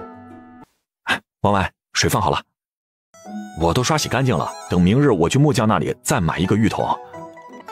有事儿叫我啊，我就在外面。等泡到了水里，他默默地闭上了眼睛，想了许久。想到他看到的那些种田文，女主先前有多么的排斥男主，到最后都会和男主在一起。她和沈渊好像也有点相似，先婚后爱吗？那个月儿、一儿，你们都听好了啊！仙女姐姐以后就是你们的娘亲，从明天起你们要改口叫娘。爹，你和仙女姐姐成亲了？我有娘亲啦！我有娘亲啦！爹爹，仙女姐姐真的成了我娘亲呀！怎么感觉像是在做梦啊？不对啊，爹爹，你们成亲怎么没有摆宴席啊？现在灾年，前天贺家大哥娶媳妇也没有办喜面，只能委屈大嫂了。苏婉婉洗好了澡，娘亲，娘亲，娘亲，就这么18岁当了娘，唉。沈大哥，我睡哪个屋？娘亲不该和爹爹睡一个屋吗？我的好大儿，谢谢你了。不要，我要和娘亲睡一起，我要和娘亲睡一起。漏风小闺女，那个你睡月儿那屋吧。云烨，你以后和爹睡啊。让叶儿以后和我睡吧。苏婉婉回到房间，看到这床呢并不算大，不过睡她和月儿是够了。我们这里的条件肯定没你那里好，委屈你了。没事，已经很好了。抹抹药，赶紧睡吧，不方便的话让月儿帮你涂一下。好，我知道了，你也早点睡，晚安。这一夜一家人都睡得很踏实。苏婉婉第二天起得挺早的，苏婉婉蹑手蹑脚地出了门，可没想到沈昭竟然已经在院中了。早，嫂嫂。怪不得大哥说要找个好看的，先前大伯娘说和的那个也看不上，难不成大哥以前看了姐姐的照片，就对姐姐见色起意了？沈昭，你起这么早，是在做饭吗？嫂嫂，你先去洗漱，我去做饭。看什么呢？身后忽然传来沈渊的声音，苏婉婉并没有回头。这些菜再不浇水，怕是也保不住了。一会儿我来浇一遍。我自己来就行。是，你刮胡子了？啊，他是满意的吧？沈大哥，你以前怎么想着要留大胡子？这样刮干净多清爽，还挺帅的嘞。哎呀，咋就没想着为你买个剃须刀呢？真是大意了。你已经很细心了，以后我都不留胡子了。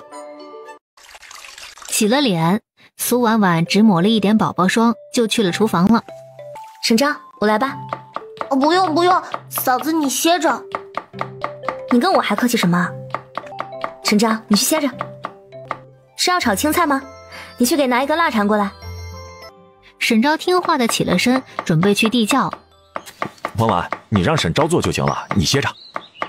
沈大哥，我说过了，你帮我，我会帮你照顾三小只的，总不能什么都不干。你放心，该让他们干的，我也不会手软。沈渊无话可说，嘿嘿笑了一声，然后出去砍柴了。沈昭，你们这里吃的植物油都有什么？芝麻油炒菜不好吃，豆油只做灯油，我们都吃动物油。猪板油很香，炒青菜也是最香的。不过他还是先把腊肠片给放了进去，油锅立马就发出了滋啦滋啦的响声。腊肠本来就很咸，而且里面还放了很多调料，味道十足。所以呀，这道菜根本就不需要再多加什么调料。哟，这谁家大早上做这么香的菜呀？还让不让人过了？贺大娘，一大早你没事跑人家院子来干啥？沈昭啊，大娘来看看，一大早的你这做什么好吃的呢？哎，我跟你说呀，你这小子呀就是不会过日子，这都马上灾年了，早上还吃什么饭呢？说着说着，他掠开沈昭就要进厨房。厨房内的苏婉婉听到动静，立马把那一盘腊肠炒青菜用盆给扣住了。哎呦，我的娘哎！沈昭啊，你家咋来了个妖精啊？大娘，她是我嫂子。什么妖精？大嫂明明就是小仙女。嫂子，你是沈渊的媳妇儿？我是沈渊的媳妇，不知大娘是？嫂嫂，她是咱们村的贺大婶儿。哦，原来是同村呐，我还以为是哪里来的贼呢。怎么一大早就往人家家里闯啊？你说谁是贼呢？啊，你这小媳妇一大早的就炒肉，那香味够得我家孙子在家里嗷嗷直叫的。不行，你得负责，给我看看你在炒什么肉呢？这也太不要脸了吧！隔壁家小孩长哭了也怪他。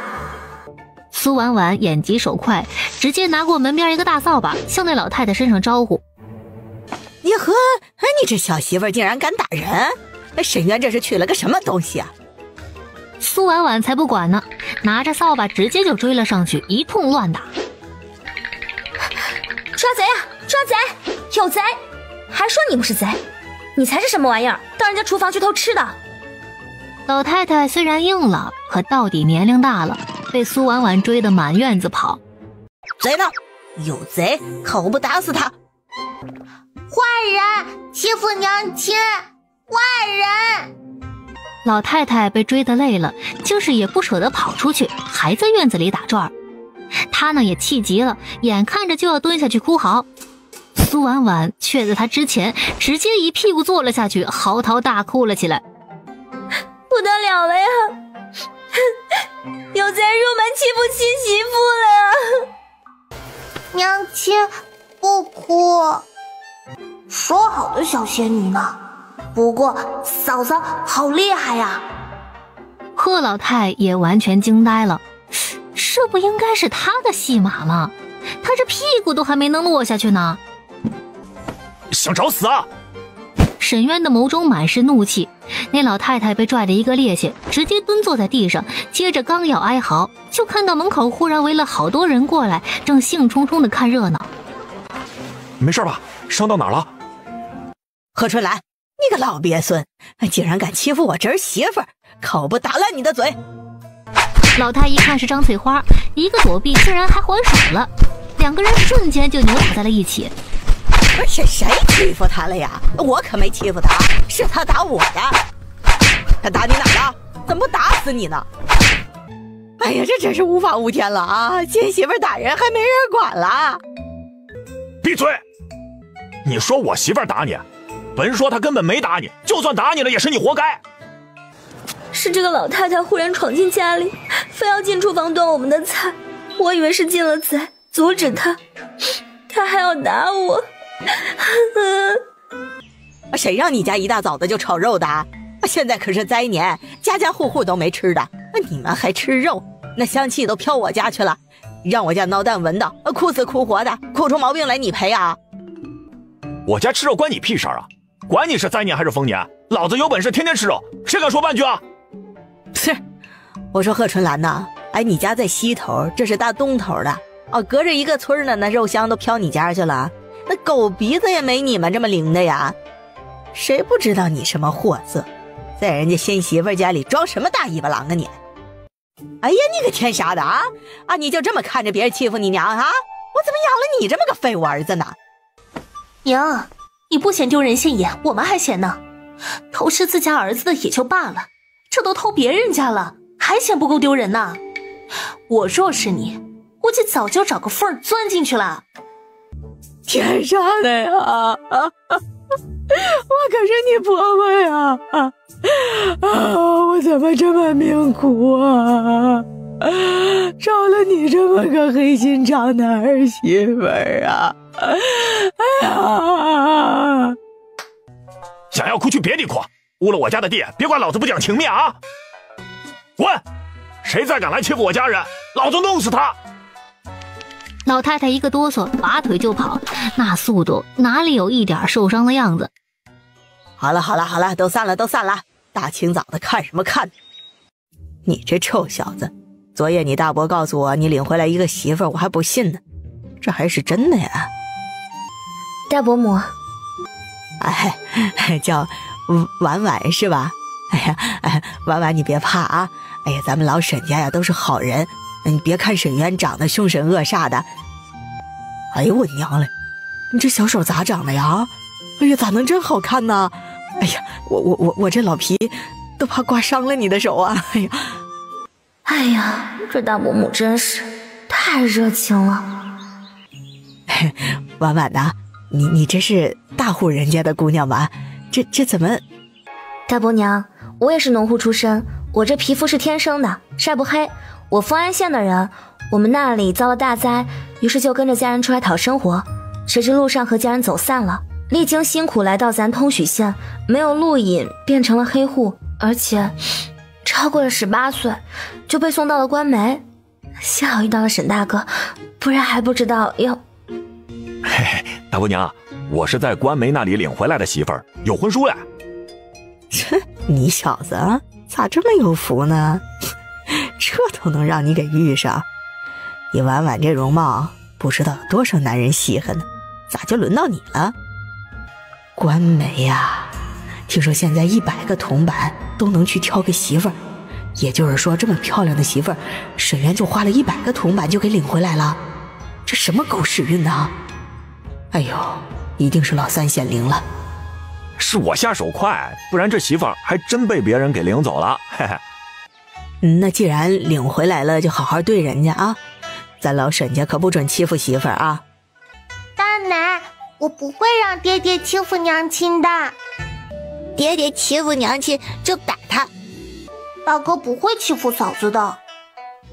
得嘞，这才1夜的功夫，这三小只的心已经偏到新媳妇儿身上了。哼，看来这侄儿媳妇儿确实是不错，最起码三小只认可他了，喜欢他了。瞧大伯娘说的，我媳妇儿这么好，我疼都来不及了，咋会欺负呢呀？虽然是官媒领回来的，而且现在是灾年，但是该有的仪式还是得有的。大伯娘说的是啊，我看村子里啊最近娶媳妇儿都不摆酒席了，咱们也不能太出挑，劳烦大伯母挑个日子，咱们一家人吃个饭走个过场。哎呀，就是委屈婉婉了。咋地，还要举行婚礼吗？大伯母不用了吧，我们这婚书都领了，仪式真的不必要。你这傻孩子，仪式才是最重要的，成婚可是人生第一大事，不拜堂那咋叫做成婚呢？按着仪式还是要给彩礼钱的，是沈渊捡了个大便宜，别想着给他省钱，该有的咱都得有啊。大可不必啊，可是劳烦大伯母操心了。一切说定，就起身准备离开了。渊呐，你到底行不行啊？要是真不行，你可别瞒着人家啊，不然洞房的时候可咋弄啊？那不害了人家吗？大伯娘，您怎么也跟着村子里瞎传啊？我行不行我能不知道啊？不行我还娶什么媳妇儿？你就别瞎操心这个了，赶紧回去给我挑个近一点的日子，最好就这几天的日子啊。沈渊已经撵着张翠花走了。呵，瞧你那点出息吧。吃过早饭，沈渊就把那2袋碎瓷片给拉着，给大伯母那边送过去，顺便啊再把土坯给拉回来，准备砌墙了。渊哥在家吗？沈渊不是拉着牛车去拉土坯了吗？这个人是谁呢？刚哥，您这是？给你们送点土坯，我们做的多。你大哥不在家吗？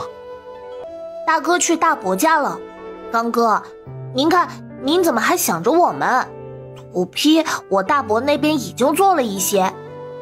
我知道，听沈大叔说了，你们家院子大，需要的多，你大伯那边也不是1天2天就都能做好的，正好我们做的多，又不是什么值钱玩意儿。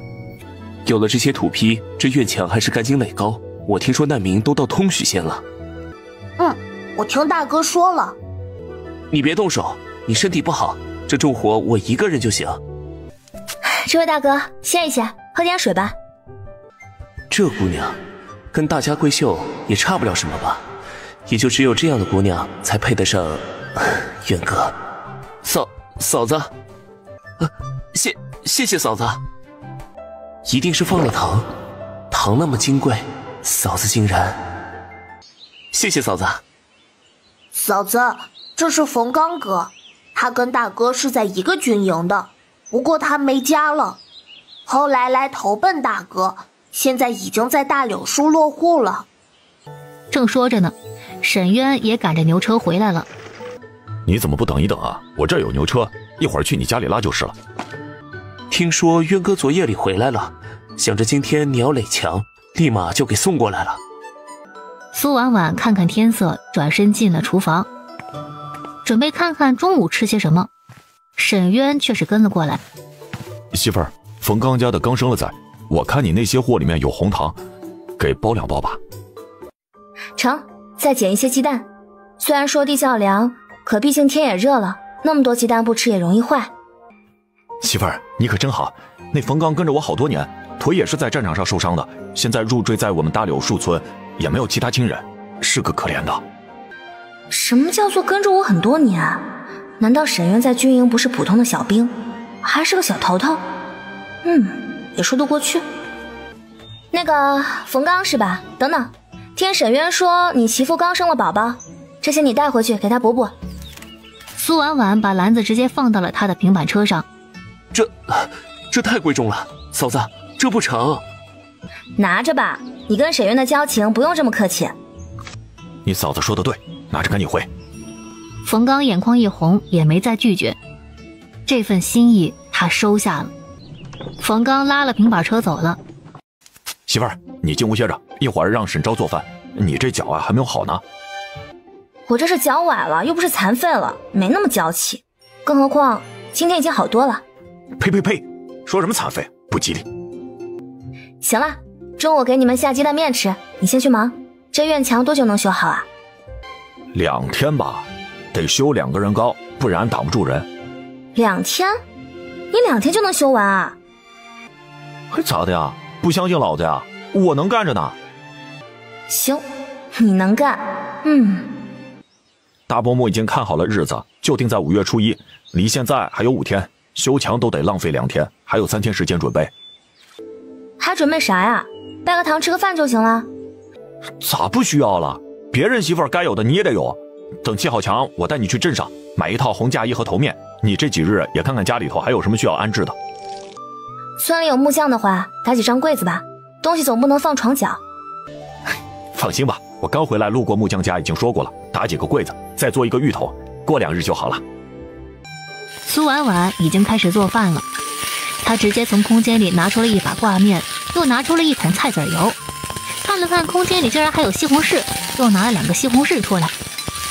5口人，她直接煎了10个鸡蛋。沈渊闻着这香气，干活愈加有劲了，忽然就觉得这日子真的是有盼头，美的神仙都不换。娘亲，你做什么饭呢？太香了！开饭了，喊你爹和二叔过来吃饭。苏婉婉忍俊不禁，端着菜进了屋。沈渊渴得不行，立马舀了一瓢水就要往嘴里灌，刚好被苏婉婉看到了。嘿，别喝，以后咱家谁都不能喝生水啊！屋里给你们晾的有白开水。媳妇儿，我没那么娇贵，这凉水过瘾。我说不许就不许，这水里很脏，喝了会生病。还有你们都不许喝生水，知道吗？好的好的，我听话，我听娘亲的。我也听娘亲的，爹爹不乖。我也听媳妇儿的，不喝就不喝。媳妇儿这是关心我呢，害怕我生病。嘿，有媳妇儿就是好。小月儿和小云逸已经开吃了，滋溜着面条，吃得津津有味儿。太好吃了，娘亲做的饭好香啊！我也太幸福了吧！媳妇儿，你怎么知道我爱吃面条啊？辛苦了。大嫂，这不是种子吗？怎么给吃了？沈昭望着那一盘油炸花生米，立马认了出来。听月儿说是种子，这玩意儿是这样吃的吗？小麦种子也要磨成粉吃的，这花生种子居然可以直接吃。几个人吃的简直停不下来，最后不仅面都吃完了，就连菜也干干净净的。刚才那种子是花生，严格来说不算是粮食，它最大的用处是榨油。我们那里有很多种类的植物油，花生油是其中一种，而且出油率特别高。婉婉是想种花生？我不仅想种花生，还想把其他种子都给种了，尤其是红薯。可是这些种子来历不明，我们得想个万全之策，而且要怎么种，咱们自己种还是让别人也一起种，也是个问题。小云逸见大人说事儿，立马就收拾碗筷去，十分有眼力劲儿。小月儿也去帮忙了。沈章留下吧，咱们一起商量商量。种子的来历不难，就说是在深山找到的。可是嫂子，我们要种什么？这个季节能种什么种子？最主要是这些产量如何？我们这里等麦子收了，就会种豆子和黄米，都是能果腹的东西。我想先种红薯，红薯产量极大，而且耐旱。等麦子收了，若是真的有雨水下来，难免也都归乡，到时候可以种玉米。这两种都是粮食，而且十分果腹好吃，比黄豆、黄米产量要高许多。苏婉婉又补充了一句，从空间里拿出了一块没有发芽的红薯来。一颗红薯下面能长3、5个这么大的红薯，甚至会达到10个。我不知道这里的重量是如何计算的，但是这红薯烧一下就能直接吃，还特好吃。沈昭已经拿过了红薯，直接跑到灶房烧了柴，上面烧着热水，下面烤着红薯。3个人又移步到灶房去了。现在种下，不到8月就能收获。2个小家伙闻到香气也跑了过来，看到这个黑乎乎的东西，好奇的拿着棍子戳了戳。啊，好香呀！可是这要怎么吃啊？脏脏的。你们吃吃看，很甜的。一颗红薯能长5个蒜的话，这1亩地，娘嘞，这简直比种黄米强太多了。这红薯呢，也能磨成红薯粉，还能做出粉条，很耐放。种，我们种。虽然说咱家粮食现在够多，但是没有出处，而且我们也不能坐吃山空啊。我也是这么想的，毕竟不知道这旱情到什么时候结束。虽然红薯耐旱，但是没水还是寸草不生的，所以咱们先自己种，再留种。若是明年可以种的话，再想办法让大家一起种。可是小麦还没收割，咱们种哪里呀？买地，我们去买地，荒年买地再好不过了。这时候种在外面，不怕灾民行至此会破坏庄稼吗？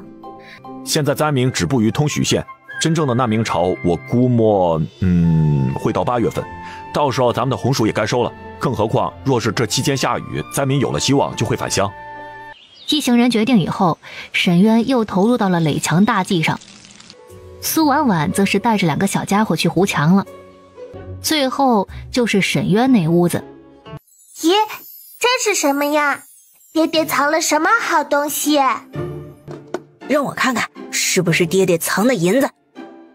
苏婉婉都还没来得及阻止，小云逸已经打开了那盒子。呀，好漂亮呀！呀，这一定很贵吧？爹爹怎么会有这个呢？这是谁的呀？这簪子就放在床头的枕头底下，而且这盒子一看就是摸了不知道多少遍的。难不成这是沈渊前妻留下的遗物？你们别看了，不能随便动别人的东西，知道不知道？爹爹的东西也不能看吗？要经过爹爹同意才能看。沈渊正在垒墙呢，看到苏婉婉他们已经去自己屋里好半天了，猛然想到了什么，一下子就扔掉了手中的泥巴，冲了进去。这照片千万别看到，那照片还在墙里面塞着呢，若被媳妇儿看到，岂不是把我当流氓？爹爹，你干啥呀？那个，我就过来看看你们粘完了。咦，贴上纸张，看起来就是干净整洁了许多呀。还是媳妇儿懂生活。弄完了。沈渊，你这屋子打柜子了没？太空了。苏婉婉早就看到那面墙上有个布塞着，不过她想着，因为那儿有个窟窿，用布塞着也是正常的。正好有泥巴，那里补补呗。我一会儿过来补一下。爹爹这墙上好好的，怎么会有个大窟窿呢？而且为何用布头塞着？随便糊个泥巴不行吗？小云一手快，直接把那布给拽了出来。沈渊的嗓子眼像是在冒烟，看着小云一手中的布，一个大步走过去就要抢过来。小云一被他吓了一跳，拳头一松，那团布散开，接着一张照片轻飘飘的就落了下来。爹爹，你坏坏，怎么能把我和姐姐的照片拿去赌窟窿？我说不给你，你非要抢，抢来要去赌窟窿。真是我的一对好儿女啊！呀，我怎么没看过这张照片？这张好好看啊！爹爹怎么把它赌窟窿了呢？哼，爹爹坏坏，还想抢，不给了，月儿生气啦。那个，我不是用来赌窟窿的，我是不知道放哪里才。没啥，就是一张照片而已，我那里多着呢。你赶紧用泥巴糊墙吧。打发走两个小家伙出去玩，他一时进了空间。空间里的地大概有10亩，他种了一半的玉米，剩下一半全都种上了红薯。沈渊，你下来喝点水。谢谢媳妇儿，真甜。你这一会儿的功夫都弄一半了。嘿嘿，老子有的是力气，这点小活不在话下。明天上午再有半天就能完工了。菜园子里的青菜已经老了，正好我那里有一些菜种子，想重新种一下，和你说一声。这点小事还怕我不同意啊？咱家的事都你做主，你说咋弄就咋弄，不用和我说的。你坐树荫下歇着啊，让他们去挖菜就行。等明日墙垒好，我来种。你赶紧干活去吧，等晚上带我去地窖一趟，把你那里的红薯拿出来，我先放空间育苗。到了晚上，几个人吃了饭，沈渊就带着苏婉婉还有沈昭下了地窖了。外面天气越来越热了，这里面的环境啊，这些粮食怕是会生虫，而且地窖里老鼠多。我是想着，不如你把它们都收回你空间去。对，我也觉得放大嫂那里好，这里也不安全，万一大伯娘或者谁进了这里就瞒不住了。不仅粮食要带走，其他一切不该出现的最好都让大嫂放她那里。你们不怕我带着东西跑了？你会跑吗？我只是担心我来的突然，若是突然又不受控制的回到我原来的世界，你们这些东西可就回不来了。嫂嫂，你就算回去，不是小月儿还能到你那里去吗？你们不知道，哎呀，想必现在我在那边已经是失踪人口，等2年还不现身就会宣布死亡。届时呢，我那房子怕是也要被国家收回。说我真那时回去了，不知道还能不能要回房子，小月儿倒是也不知道还能不能进去呢。还能这样？嫂嫂在那边一个亲人也没有。就这样，东西啊都放你那里，这些米面我们自己吃，而且我们也不能完全都依靠这些东西啊。既然还有经营，我们就买地种地，把你嫂子说的那些种子啊都种出来，于国于民都是好事，也算是为你嫂子祈福。嫂子这些种子产量又大又好吃，若是我们种出来，百姓们就不会挨饿了。所以我们以后要做大地主。我们就种地。沈昭，你给老子好好读书啊，你走科举。一行人决定以后，苏婉婉就把东西收了，只留了一些红糖盐巴之类的东西。苏婉婉第2天起床的时候，脚已经不疼了。沈渊兄弟2人也早起了，一个在读书，一个已经开始垒墙了。苏婉婉看了一眼，直接去做早饭。沈昭看到嫂嫂做饭，很有眼色的过来帮忙烧火。喝了那玉米糊糊，沈渊立马就决定，等麦子收了以后，除了种红薯就种玉米。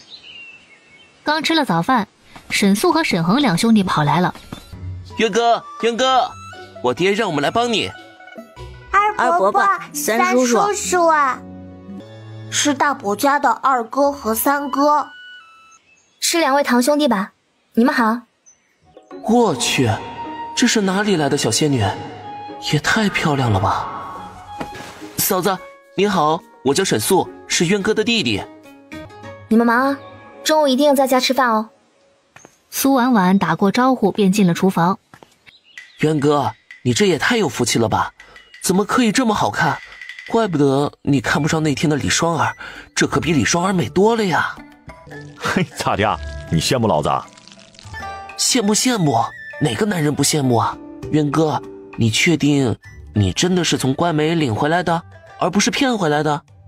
哎，你说那什么话呀？啊，老子是骗人的人吗？我这不也挺好吗？你嫂子就不能看上我呀？也不是没可能，渊哥没了胡子还是挺俊朗的嘛。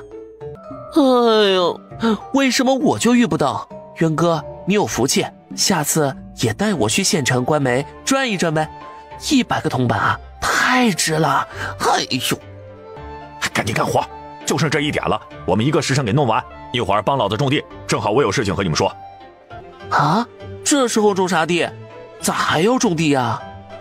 你嫂子的饭可不能白吃啊，让你们种就种。你们速度真快，歇一会儿喝点水吧。嫂子有心了，嫂子不仅人美，还很会来事呢，大大方方温温柔柔的，没一点小家子气。狐狸还有，来家里不用客气，你们谁想喝只管去倒。媳妇儿，你把种子都拿出来，我们先去菜地把地锄一遍，正好今天都给种上。两兄弟自然是不知道红薯的，沈渊和他们说了一番，让沈昭去拿了2个红薯给他们看。梁小芝背着竹筐也回到了家，一进家门，2人就整齐一致地把背篓给扔了，哒哒哒地跑到了厨房来。娘亲娘亲，是红烧肉呀！月儿好久没吃红烧肉了。鸡汤，还有鸡汤的味道呢，馋死我了。怎么搞成这样子了？你们这是摔了？到底怎么回事？小孩子不能撒谎。我们遇到了铁牛哥哥，他说娘亲是后娘，后娘打孩子，后娘不好。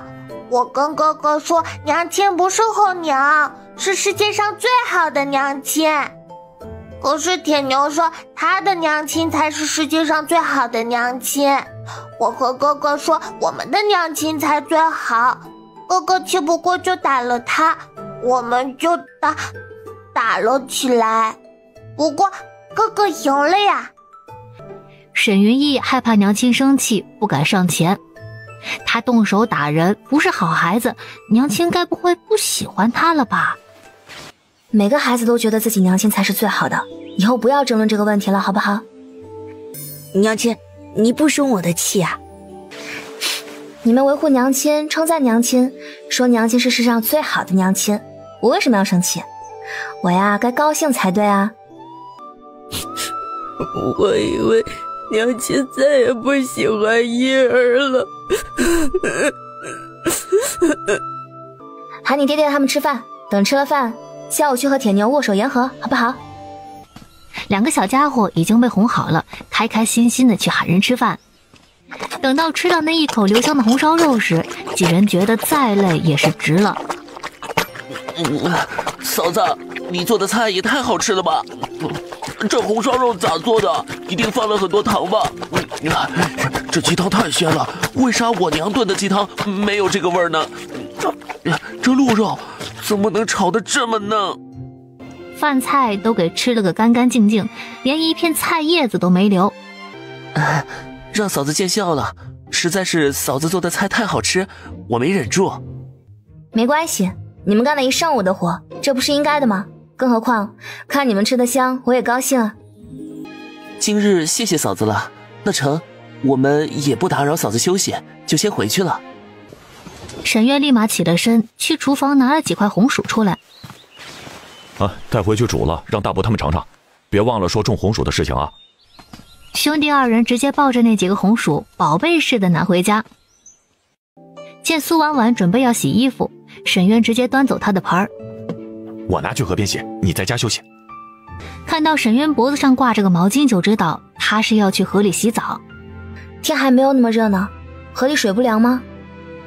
嗨，大中午的不凉，我去洗了。苏婉婉想到那盆子里还有自己的内衣，脸一红，立马就追了上去。我自己洗，不用你。可是他躲也躲不过，干脆就在后面跟着。娘亲，你洗衣服回来了，爹爹呢？你爹爹在洗自己的衣服。沈昭，你和云逸年龄大了，你们的衣服还自己洗，可以吗？嫂嫂，我知道的，以后我洗我和小云逸的。嫂嫂没来的时候，也一直是她洗衣服，不用嫂嫂提醒的。不，我以后也要自己洗。我也要自己洗。好，等月儿再大些也自己洗，咱们自己动手，丰衣足食。啊，快来看，我抓了鱼啊！哇，真的有鱼！哇，好大的鱼啊！你怎么还抓鱼了？水位下降，有些鱼都冒出来了，这不就让我给逮着了。大妹子在家呢。铁牛，你怎么来了？贺大嫂。沈渊避嫌的进了屋。哎呀，大妹子你看，我这带铁牛来向你们道歉来了。快，向你婶婶道歉，向小鱼儿和小云逸道歉，不道歉仔细你的皮。对不起，我错了，娘，你别救我。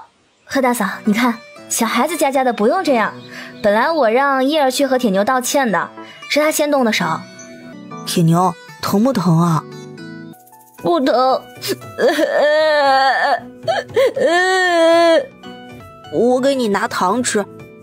3个小伙伴和好了，跑到一旁找蚂蚁窝玩。你看，贺嫂子，小孩子哪有不打架的，打过就忘了，还要一起玩耍呢。哎，这小兔崽子，我这也是怕大妹子你心里不好受。其实我都看出来了，你是个好娘。不瞒你说，我家那婆婆，哎，提起这个还要向你道歉呢。我婆婆就是那种人，以后别搭理她就行了。不过昨日你家沈渊可是把她给吓住了，相信啊，她也不敢再来你家找事了。嫂子你可真厉害，连婆婆都敢怼。昨天也谢谢你帮我说话了。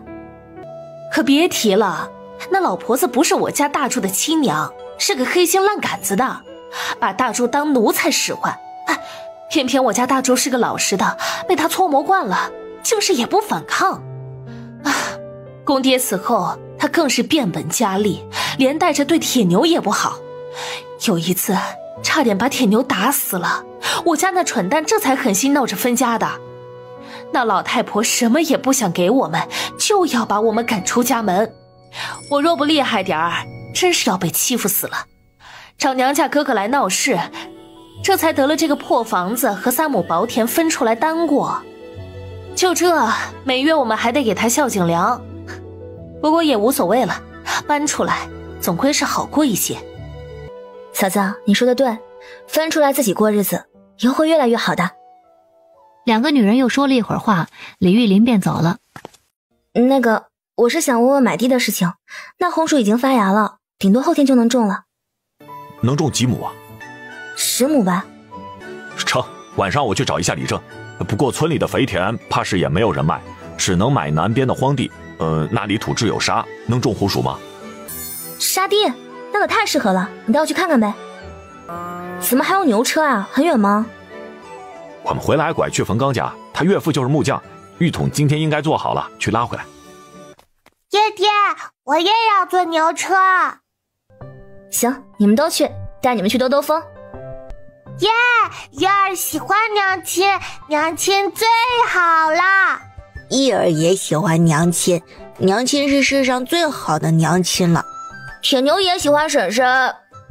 3个小家伙兴高采烈的也爬上了牛车。沈渊，我们拿条鱼给冯刚，让他给他媳妇炖鱼汤。行，还是媳妇儿考虑的周到。一行人坐着牛车浩浩荡荡的往南边的荒地跑去。我教你们唱歌吧。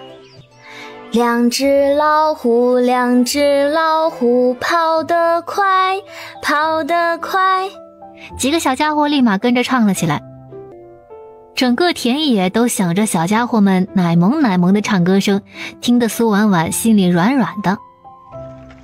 沈渊赶着牛车，这一颗心也跟着飞扬了起来。这日子简直美极了，说是一场梦，请一定不要让他醒过来。牛车一路向南，没多久，终于走过了这片麦田，来到了山脚下的一片荒地。就是这块，土质比较松软，里面有河沙。行，这土地种红薯绝对可以，咱们就买这块吧。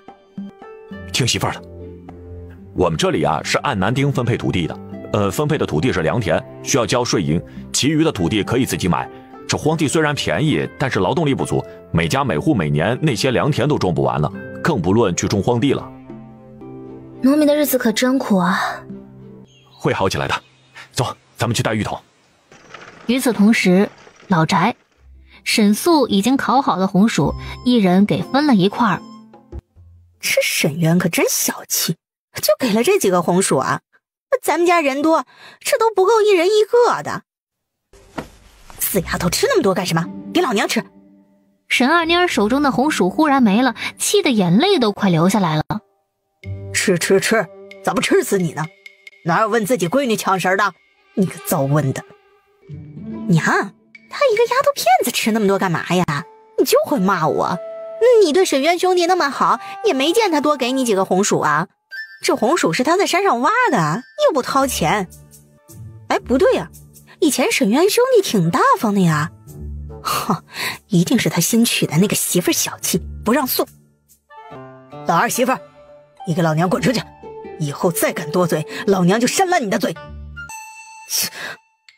偏心眼儿，我们才是你亲儿子亲儿媳妇呢！孙叶子吼了一声，冲出门去，世界总算是安静了下来。一颗老鼠屎坏了一锅粥，当初真是老娘看走眼了。娘，咱们不提二嫂，还是说说这红薯的事情。渊哥不是小气的人，他说红薯是要留种的，不敢多吃。漂亮嫂子也不是小气的人，中午给我们吃的可好了，而且嫂子做的饭比娘做的好吃太多了。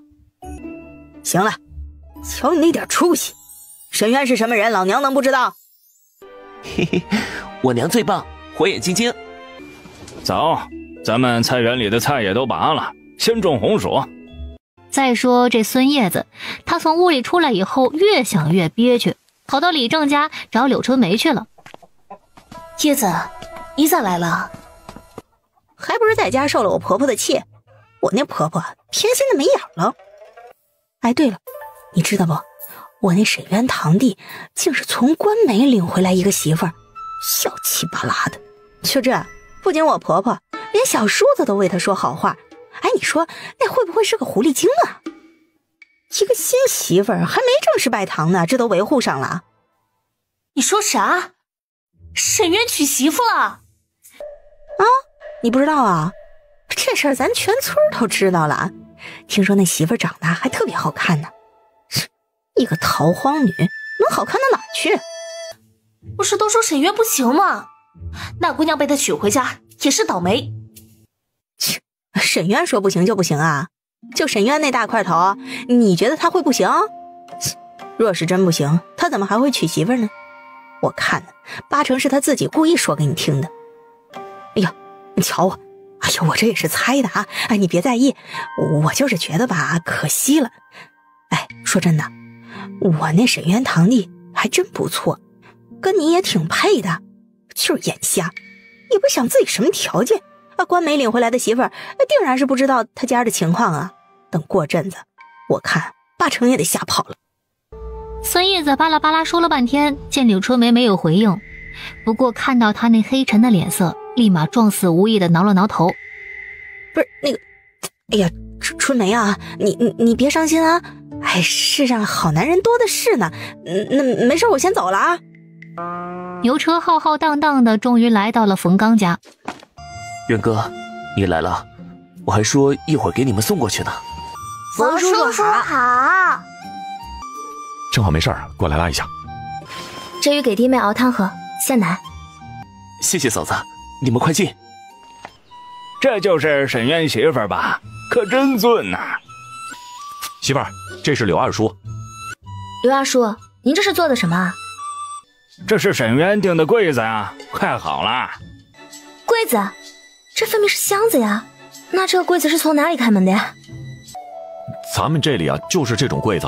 媳妇儿可有什么想法？柳二叔技术娴熟，可让他专门为你打造一个。刘二叔，你看看能不能给我打一个这样的柜子？说完，他就准备直接在地上画出来。这柜子呢要高一点，开门留在外面，后背可以靠着墙，就像咱们的木门一样。不过左右两边各有一个，也就是双开门。柜子里面分上下两层，上面可以低一些，下面呢一定要够高，跟衣服差不多高才行。这里穿一个木棒，用来挂衣服。苏婉婉一下子就画好了，看得那柳二星都震惊了。柜子竟然还可以这么做，跟开门一样，这也太方便了。对了，还要有衣服撑子，这个简单，可以用竹子，也能呢用边角料。最上方是个挂钩，正好挂在那个木棍上，衣服可以一个个挂上，找的时候也好找啊，而且会很整齐，不会皱巴巴的。刘阿叔，能做吗？能做，不难。除了双开门那里需要用到滚轴，其他都简单。嫂子，你放心吧，我爹能做好的。一行人回到家，苏婉婉看看天色就准备做饭。你个小兔崽子，咋还吃上了？赶紧跟娘回去。嫂子来了，没事，就让铁牛在家里吃呗。哎呀，那哪成啊，现在一口吃的多金贵啊，我带这小子回去。哟，这什么饼子啊，怎么颜色那么好看呢？一看就很香的样子。孩子不懂事，到饭点也不回去，给妹子添麻烦了。不嘛，婶婶的饼子不好吃，我要在这里吃饭。嫂子，来，拿着给孩子吃。这怎么行呢？铁牛已经吃了一个了，你看。嫂子拿着吧，没事。邻里邻居的，听小叶儿说，以前你们也没少照顾他们。嗨，那成，我也不客气了，嫂子记心里了，以后有啥事只管来叫嫂子。吃过饭，沈渊就准备去李正家买地，需要去县衙，但是还需要李正这里办理一层手续。去李正家自然不能空手，苏婉婉又拿出了20个鸡蛋，1包红糖。沈渊看了看那窝窝头还剩下几个，又包了3个。这玉米的事情，你是打算和李正说吗？啊，左右咱们下收后要种玉米，我想了想呢，咱们自己种可能不行，一人不成家，一家不成村，咱们生活在这个村子，不可能只顾自己。沈昭和小云逸也相继去洗了个干净，苏婉婉就带着他们坐在院子里晾头发。娘亲，天上的星星好美呀，那上面是不是有小仙女？不对啊，娘亲就是小仙女。娘亲，你以前生活的地方是不是就在星星上？天上啊，应该是有神仙。我给你们讲个故事吧。要说孩子们最喜欢是哪个故事，那自然是《西游记》啊。结果不仅2个小家伙听入迷了，就连沈昭也忘记了背书，坐了过来，听得津津有味儿。只是到底太晚了，2个小家伙听着听着就睡了。沈昭，开门！娘的，柳春梅那个贱人竟敢勾引老子！若不是看在李正的面子上，老子踹死他！媳妇儿听到了没啊？媳妇儿怎么没睡啊？媳妇儿，你咋没睡啊？你在等我吗？看媳妇儿这神态，应该是没生气呀，是不是没听到啊？没听到就好。你赶紧洗洗睡吧，灶上有热水。古代农村的姑娘竟然也有这么大胆的，要勾搭人啊，厉害的不行。想着肩宽弓狗腰，大长腿个子高，人壮力气大，勤劳又会打猎，长得也俊朗。若不是已经有了2个孩子了，还真是个不错的相公人选。媳妇儿，我没碰他，我看都没看他一眼。那个你不用跟我解释，这个事也正常。我是说你这么好，有人喜欢你很正常。哎呀妈，今日这气氛有点不对啊。苏婉婉觉得自己是落荒而逃。第2天要去县城，沈渊并没有打算让苏婉婉他们跟着去。给我买些棉布衣服吧，不行我买，月儿、叶儿和沈昭都要买的。我的呢要买短打样式的，做活方便。你自己看着买，多买一些，反正咱们不缺钱，买成衣不要买布，我不会做衣服。对了，还要买地，这些够吗？给那么多都够买庄子了，荒年那些荒地卖不上价格，1两银子几乎能买2亩荒地了。只是我还准备买一个山林，你送的那些树苗我给种山上了，还是先买下来稳妥。出门还是多拿些银子备用。好，都听你的。赶紧走吧，不早了。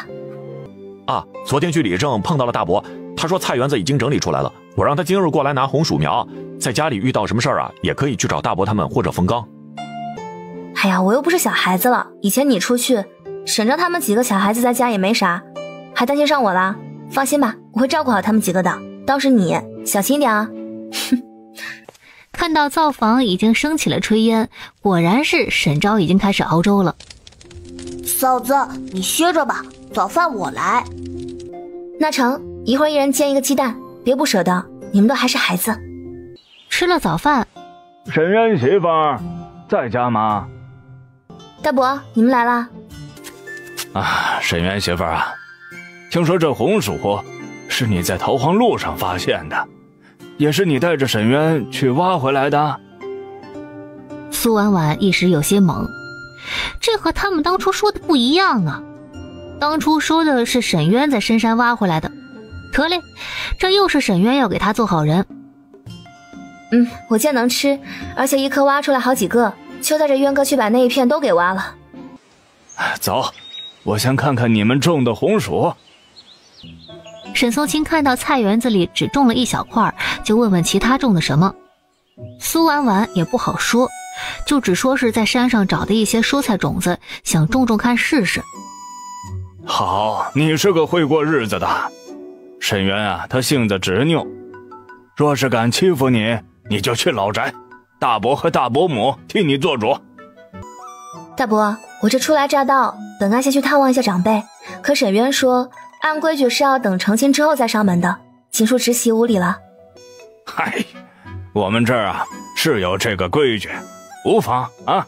等你们成亲第2日，让你大伯母带着你把村里人都认认。沈松青倒是不觉得有什么，他们没耽搁太久，种了那红薯苗就离开了。沈昭，你那药啊按时吃，我们那里的医生说这种病没事的，跟心情有关系，以后每天开心一点，不要太操心，时间久了就好了。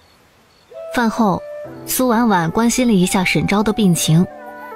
以后有大哥大嫂在，你只管念书，其他的呢都不要多想。谢谢大嫂，这个家有了大嫂真好，仿佛黑暗的世界里有了一丝的光亮。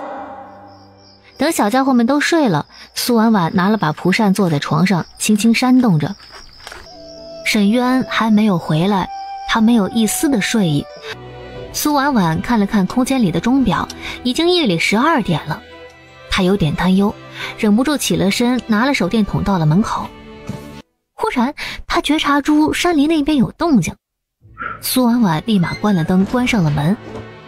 这不是从路上传来的，而是从山林那边，该不会有猛兽下山吧？行了，赶紧走，别让人发现了。他站在门后，透过门缝看到大路上有2个黑影，一高一矮。深更半夜的都正睡呢，谁会发现？怎么样，我是不是很厉害？可满足你了？还真没想到你小子可以呀，看着挺瘦，倒是个能干的，不像沈渊，长得怪壮实，就是个不行的。哼，我以前也真是看走了眼，看上的2个男人都不行。在沈渊家门口说人家不行，可真有你的。这有什么？沈渊不行又不是秘密，更何况老娘都那样了，他看都不看一眼，不是不行是什么？全村都知道的事情，不行还不让说了。你说的对，沈渊不稀罕你，我可稀罕呢。以后有需要就来找我啊，包你满意。2人的声音越拉越远。苏婉婉背靠着木门，好半天都没回过神来。她听到了什么呀？这是她该听到的吗？沈渊那个勇猛的汉子竟然是个不行的。让沈昭来就行，你怎么还没睡啊？熬夜不好。沈渊看是苏婉婉来开门，有点心疼。没事，我也睡不着，我去把包子热一下。地买了吗？买了。现在的地也太便宜了，就那荒地，1两银子2亩地，20亩地只花了10两银子，还送了5亩。还有林地也买了，就东边那块山林，50两买下了。等有空我带你去转转。山灵先不管，只是里面的果树还是先移栽到你的空间去。我怕这天再旱下去啊，那果树也会旱死。县城的难民越来越多了，听江顺说，上面下达了命令，让通许县安顿灾民，杜绝灾民南下，可愁坏了许县令。朝廷应该会有赈灾粮吧？嗨，赈灾粮运到咱们通许县最少需要半个月的时间，而且能不能顺利到达，中间是否会有什么龌龊，这都不能保证。咱们通许县倒是有一个粮仓，不过储存的都是大豆。你刚才说咱们通许县的粮仓里面都是大豆？大豆饱腹度不高，但是做成豆腐酱油卖的钱会多一些。县令的意思是想用大豆换成其他粗粮，还能多救济些难民。一个不成熟的想法呈现，不过他也知道不能操之过急。他打了个哈欠，赶紧去睡吧，明天不要早起做饭，多睡一会儿。那好吧，你也早点睡，晚安。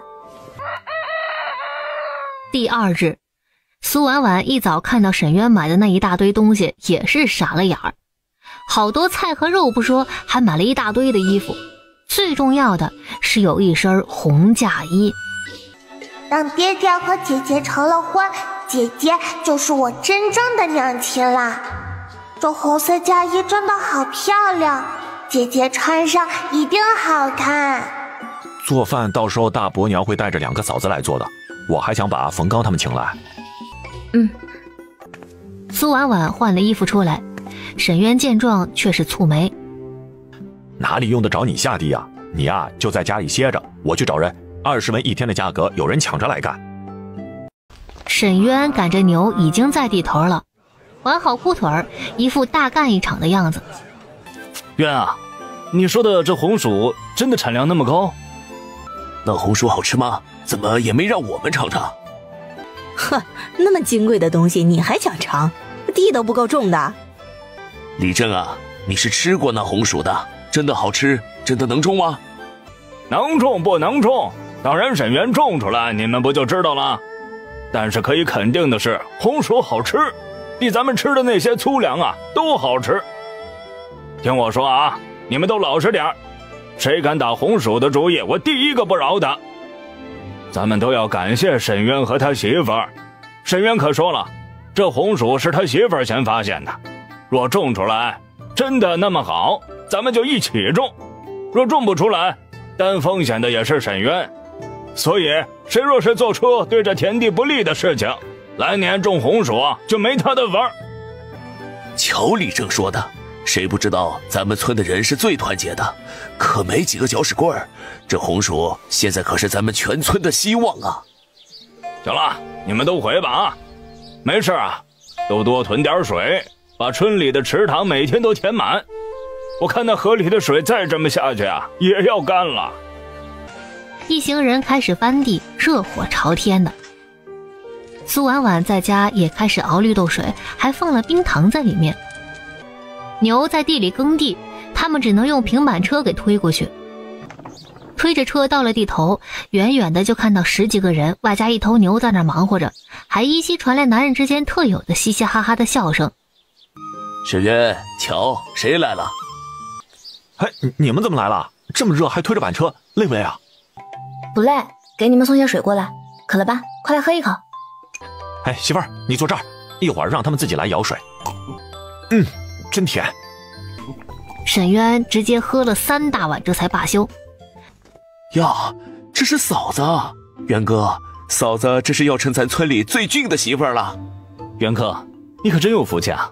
嫂子好。嫂子这是天上的仙女吧？我现在就去县城观媒，能不能也领回来这么漂亮的一个媳妇儿啊？沈渊怎么这么好运啊？不对啊，沈渊不是不行吗？还能找这么好一媳妇儿？哎，可怜这嫂子。我怎么感觉他们的态度忽然不对了？这是在同情我？他不解地看向了沈渊。沈渊似乎是想到了什么，脸瞬间就黑了。赶紧喝，还喝不喝了？不喝就去干活。绿豆水还放了糖，嫂子可真好。谢谢嫂子。行不行的？等洞房了，嫂子自然知道。嘿嘿，那天和渊哥一块儿河里洗澡，我可是见了的。渊哥若是不行，这天下就真没男人了，还同情嫂子，嫂子的幸福在以后嘞。大哥，你们中午去家里吃饭吧，我多做一点。行了，你们也别拒绝，就这么说定了啊。听我媳妇儿的，今天中午都去。得嘞，元哥，只是那工钱可千万别给了，不然爹会打断我们的腿。这2日我们加劲儿干，绝对不会耽误你和嫂子办婚礼。辛苦媳妇儿了。沈渊说了一声，这就带着几个人去干活了。苏婉婉带着沈昭他们回家，几个男人是踏着饭点回来的。嫂子做的什么饭这么香，我们有口福了。今天中午吃面。叔，我娘亲做的面条可香了。知道你娘亲做饭好吃，我们2个小家伙现在可真幸福。渊哥这个媳妇儿娶得真不赖，羡慕。桌子小，人多，凳子也不够，几兄弟直接往碗里拨了一些菜，然后个个找了个树荫往下边一蹲，就开始吃了起来。你们谁吃蒜可以吃哦。谢谢嫂子，你做这面真是绝了，太好吃了。还有这菜，这就是前日往菜园子种的吗？等来年我能厚着脸皮要些种子吗？沈昭一会儿刷锅，别累着你们嫂子了。几兄弟吃完，沈渊交代了一声，带着3兄弟重新去了地里。大哥这是真的对嫂子动心了。苏婉婉此刻正在用意念查看空间里的书，还真被他找到一本农业工具进化史。既然穿越一场，苏婉婉自然想要做些什么。农民这么辛苦，只种红薯、玉米等增加粮食品种自然也不行，农业工具才是促进农业生产的最大助力。这一天傍晚，当小云逸从院子里的树下挖出了一只知了猴给他看的时候，苏婉婉就带着几个小家伙出去挖知了猴了。娘亲，知了猴真的能吃吗？等我做好了，你们就知道能不能吃了。苏婉婉好像找到了小时候的乐趣，只是可惜了，他们从傍晚找到天黑，总共也就找到了10几只。带着2小只打道回府，正好碰到下工的沈渊赶着牛车回来。爹爹！ 2个小家伙高兴地爬上了牛车。水都浇完了吗？今天赶了一下工，工钱给涨了5个铜板，正好天黑前弄完了。媳妇儿，这几日辛苦你了。辛苦什么呀？是你太辛苦了。不辛苦，一想到你在家里，我就像是有使不完的力气。苏婉婉脸微微一红，总觉得这事情好像是越来越跑偏了。可是她好像并不反感，反而心里竟然有一种说不出的感觉，怪怪的。爹，娘亲我们来挖知了猴了，可是就挖了10几只。挖那个做什么呀？娘亲都说了，知了猴能吃，还很好吃，又有营养，吃了长高高。这时候知了猴估计已经开始往树上爬了。走，我带你们去个地方。还没吃饭呢。等吃完饭过来，知了猴呀都变金蝉了，咱们摸完再回去吃。哇，牛车跑得好快！爹爹，再快一点！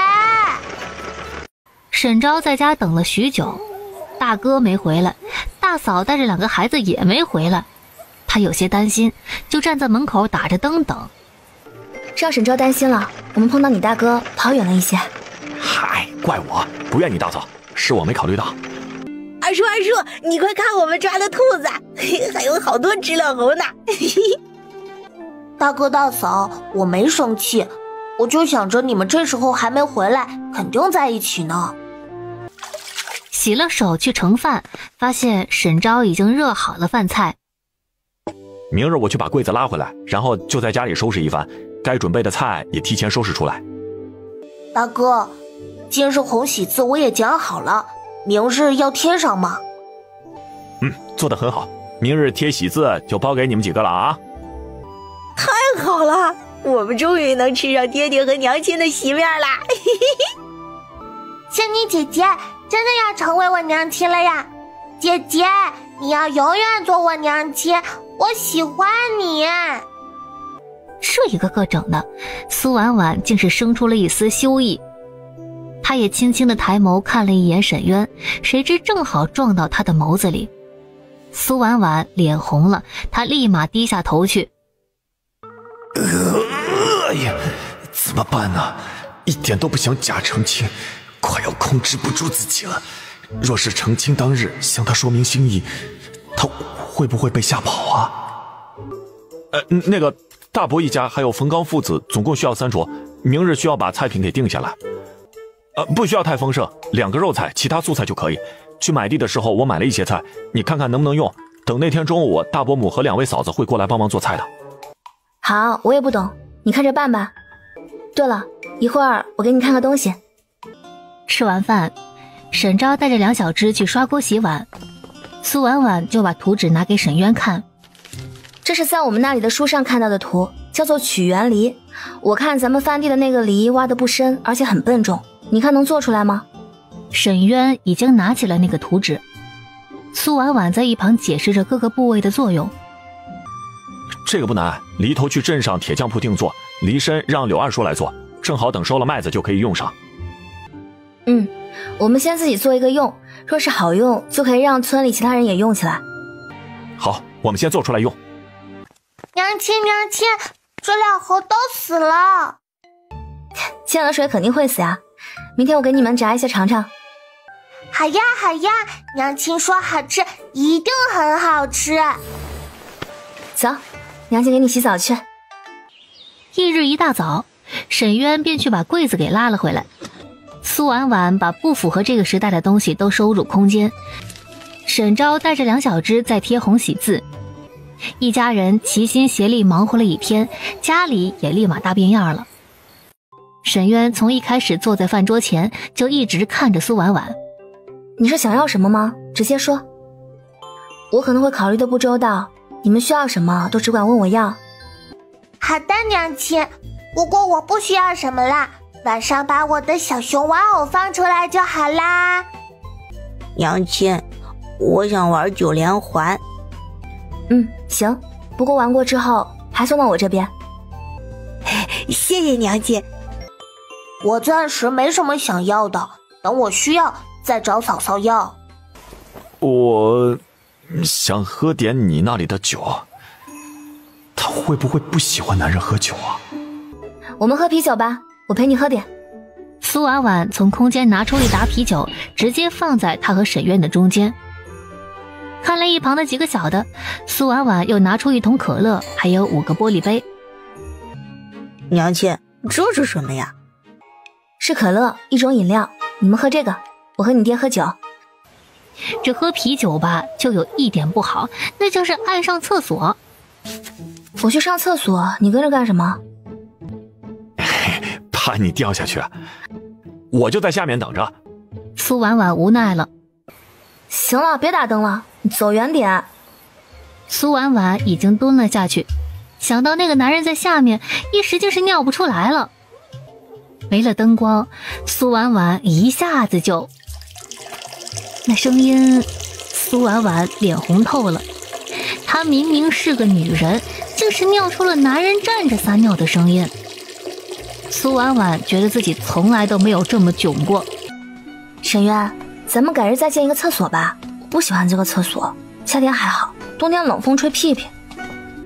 好，我说了，咱家都听你的，甭说是修个厕所，就是要天上的星星，我也给你摘下来。沈渊，你怎么对我这么好啊？说完竟是头一猛，向他栽了过去。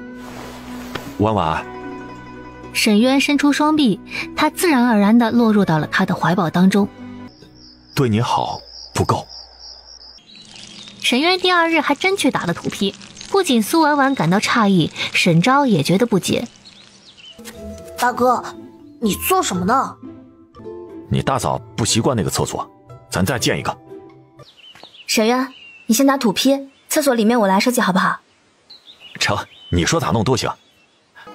一个厕所用不了多少土坯，沈渊今日只是打了一部分便停了手。苏婉婉画了图纸，就拿出来给沈渊看。图纸很简单，设计也不难，只是没有水泵，水桶里的水需要自己填满。这瓷片需要定制，你以前在窑房做工，问问能不能做呗。还有这些管子，最好能够直接通到猪圈的化粪池里。你真聪明，这个可以。等明天我去镇上看一看，顺便把你那个农具上需要用的铁具也定制一下。不是我聪明，这些在我们那里只是普通的，可别往我脸上贴金了。吃了早饭，想着大伯娘他们很快就要过来帮忙了，苏婉婉立马把所有不合规的东西全都收进了空间。沈渊又刮了刮胡子，然后换上了一身红色的新衣。爹爹爹爹，你今天好好看呐！爹爹今天要成亲，肯定好看呐。你们娘亲呢？娘亲在菜园子呢。娘亲娘亲，爹爹找你呢。苏婉婉一手牵了一个往外走去，刚走到厨房那边，就看到一个红衣男子站在那儿。明明没怎么打扮，就是换一身衣服呀，怎么感觉气质都不一样了？这些日子相处以来，他好像觉得就是真做夫妻也不是不能接受。哎呀，还是没逃脱小说定律吗？想什么呢？来看看我收拾的怎么样了。一进屋，入目的就是那大红色的被褥以及床头的红双喜字，还真喜气。大伯母他们很快过来了，下午让大伯母给你梳妆，这里就先当做新房，等晚上人都走了再……哦，我知道，这样挺好的。爹爹，这个屋跟原先一点都不一样了。月儿、云烨，你们出来，我有事需要你们帮忙。两个小家伙听到叔叔叫自己，立马跑了出去。二叔，干什么呀？我们去别家接一些动作回来。你觉得还有什么可添置的？那衣服我就放床上了啊，等下午你再换上。苏婉婉有些不自在，准备起身离开，却被沈渊给叫住了。婉婉，等等，我还给你买了东西，这些都是你们姑娘们用的，我也不知道哪个好用，就都买了一些回来，你自己看看哪个好用就用哪个。谢谢你。咱们之间说什么谢呀？这个送给你。这今天肯定要戴红色，这个平日里戴，我给你戴上看看。你不喜欢？不是，只是这簪子我以为是别人的。什么别人呢？没有别人，这簪子就是给你买的，在你来之前就买的，只不过还没有来得及送给你，你在那边就出事了。我以为再没有机会了，没想到老天待我不薄，竟是给我机会亲自送给你。要不你自己戴？那时他是怎么想着要我买簪子的？按他说的，应该是和我写最后一封信言明不再合作之后买的，都不合作了，还给我买什么簪子？送姑娘簪子，你知道是什么意思吗？这古代送簪子跟现代送戒指差不多吧？这糙汉子到底明不明白啊？我就是看到了，感觉特别适合你，想感谢你，你给我们买了那么多东西，总也要给你买些什么，而且这个是用我打猎赚的银子买的，不一样。好吧，看来他是真的不明白，这说辞倒是像他能干出来的事儿，大直男一个。这是我现在身上所有的银子，有30多两，都是以前攒下的。咱们既然都已经成亲，从今天起都交给你。这是上交家产？这个我不能要，沈渊，我们给你就拿着，反正以后咱们这个家你当家做主，你不说是不是嫌弃我赚的少啊？没有，我怎么会嫌弃呢？这30两在古代农村已经是巨款了，好吗？结发同心，委婉婉矣。哎呦呵，这院子收拾的可真干净啊！有个女人就是不一样。赶紧把东西都先收起来吧，大伯娘他们来了。大伯娘、大嫂，你们来了。哎呦，这还是咱老沈家的沈渊吗？啊，哎呦，这可太俊了啊！哎呦，这脸上胡子也干干净净的，这还是老沈家的男人吗？啊，哎呀，老沈家的男人虽然都长得挺英俊的吧，可也没长成这样的。怪不得以前不肯刮胡子呢。哎呦，到底是没遇到喜欢的女人呐，这一遇到了，不用逼她，自己屁颠屁颠就把自己拾掇干净了。沈渊兄弟还真是，若是以往就这样拾掇，他的婚事还用娘你操心吗？嫂子，大伯母，你们可别说了，我今天可是要娶媳妇儿的人了啊！除了我媳妇儿，其他女人我是一个都看不上，更何况我媳妇儿也好看。嘿嘿。大伯娘，婉婉呐，你是真能干，你这一来，这家里啊像是变了个样了。这沈渊媳妇是天上的仙女吗？怎么这么好看呢？这个是你大堂嫂，叫赵燕，你喊大嫂子就行。沈渊出去帮沈昭他们抬桌子，张翠花和赵燕都是勤快的人，立马就开始准备饭菜了。苏婉婉趁着大伯母还有大嫂洗菜的功夫，准备随便做点中午吃的。看她准备和面，张翠花立马跑了过来。哎呦，这咋能用白面呢？你是要做面条吗？哎，我们吃不吃的都行，左右下午就能吃席了。离吃席还那么久呢，我就寻思着做点面条，咱们一人吃一碗。嗨，煮面条也不能用白面呐。你和沈渊，你们有3个孩子要养呢。咱们农村人对吃的没什么追求，吃饱了就行。哎，我来做，你歇着去啊。娘，这弟妹也是想让我们吃好的呢，是个实诚人。我能不知道吗？怪不得2个人能看对眼呢。沈渊和你啊，都是实诚重情。行了，这交给我们就行了啊。这时沈渊也带着几个小家伙回来了，搬了不少凳子。苏婉婉不好意思闲着，立马跑过去帮忙摆放整齐。你歇着，我们来就行。得嘞，苏婉婉彻底成了闲人了，一家子都不让她干活，她干脆又跑到屋里看了看，把那些糖果和点心装了些拿出来，一张桌子上放一碟。等到下午2点左右，苏婉婉便被大伯母和大嫂子拉到屋里，准备给她打扮梳妆。沈渊兄弟可真会疼人，这一看呢，就是把你放在心上了。沈渊媳妇儿啊，你这逃荒出来的，也没个长辈儿，大伯母就托大了，和你说几句提几话。沈渊呢，不仅有2个孩子，还要养弟弟，委屈你了。难得你也不嫌弃，你是个好孩子，沈渊他人也不错，你们2个啊，只要劲儿往一处使，那日子啊就会越过越好的。我也看出来了，不仅沈渊喜欢你，连几个孩子也喜欢你，所以不用我说就知道你是个好的。但是吧，男人嘛，也不能太惯着了。沈渊若是有做什么不对的地儿，你就只管骂他，实在不行了就去老宅那边，大伯娘给你做主啊。哦，还有啊，沈渊他那大身板，你这身子娇，也别由着他折腾，那种事情啊要有个度啊。女人不乐意的时候也要学会拒绝，身体可是自己的。这话整的不仅仅苏婉婉红了脸，就连赵燕这生了2个孩子的女人也羞得满脸通红。婆婆还真把自己当弟媳妇的娘了，这种话一说，男人真是有了兴致，那大身板女人也得能推得动啊，还拒绝呢？咋拒绝啊？娘，你别说了，弟媳都不好意思了。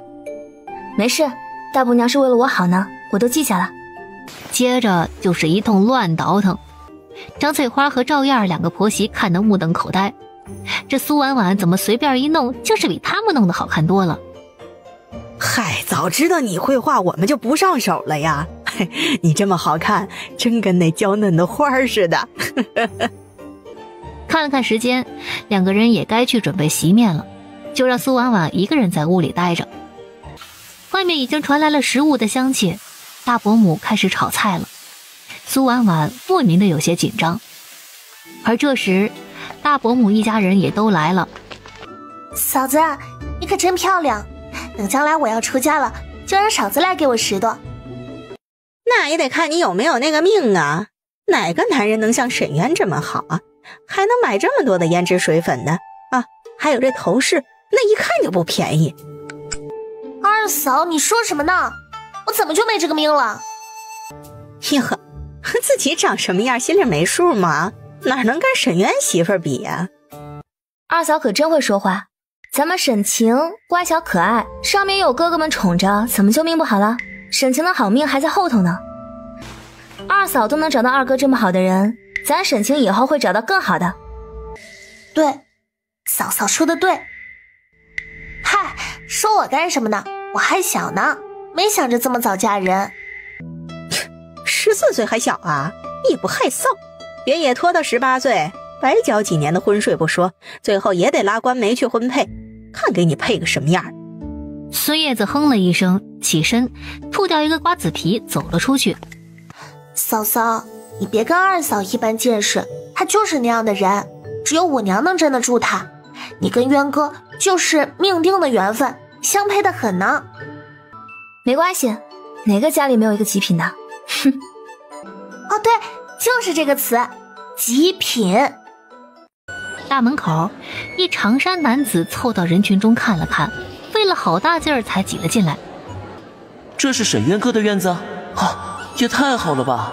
记得上次来的时候，虽然是新盖的房子，却是空荡荡的一个空壳，院子好像也没这么大。沈华，你怎么来了？大伯，您看渊哥成亲的事儿，怎么也不通知我们一声？刚才我去老宅，一个人都没有。问了村民才知道，今天渊哥成亲。哎，还不是因为你娘和你们说，指不定还以为我们打秋风呢。那个，这不是灾年嘛，想着简单弄一下就好。你来的正好，来喝杯喜酒。成，这算是凑巧赶上了。大伯，这是我爹让我送来的粮食。你看你送什么粮食啊？这是你爹和你偷偷攒下的吧？让你娘知道了又要闹的。沈松青叹了口气，还是帮忙拎着粮食送到了厨房去。你咋来了？大伯娘，我爹说现在旱灾，怕家里断粮，让我送些回来。你放心，我娘她不知道的。谁稀罕你家的粮食？一会儿都给我抬走，省得你娘知道了又骂我们。沈华显然也是知道大伯娘的脾气，嘿嘿笑了一声，直接把那篓子放下了。他不会知道的，都是我和我爹攒的银子，我也是偷偷跑回来的。说完就放下跑了出去。娘不是好娘，倒是养了个好儿子。哎，也罢，老二家这一房总不能真的断了亲。二伯娘是镇上的姑娘，瞧不起他们村里的人家。二伯虽然没说入赘，但跟入赘也差不多了。娶了二伯娘之后，二伯在镇上开了个榨油作坊，然后一家人都去了镇上定居了。听说啊，当初分家的时候闹得有点难看，二伯娘瞧不起他们泥腿子，但却要走了不少家当。去了镇上，他们一家人也很少回来。有一次水灾，家里实在是没粮了，大伯和大伯娘去镇上想借些粮食，却被二伯娘给骂了回来，自此也算是彻底闹僵了。渊哥，恭喜啊，以后日子红红火火。一会儿我们兄弟好好喝一杯。沈华留下来也没闲着，一会儿去这儿帮忙一下，一会儿去那儿帮忙一下，见到人就喊，嘴甜得很。终于一切都准备妥当了，苏婉婉也盖上了那块红盖头，小院儿更加热闹了。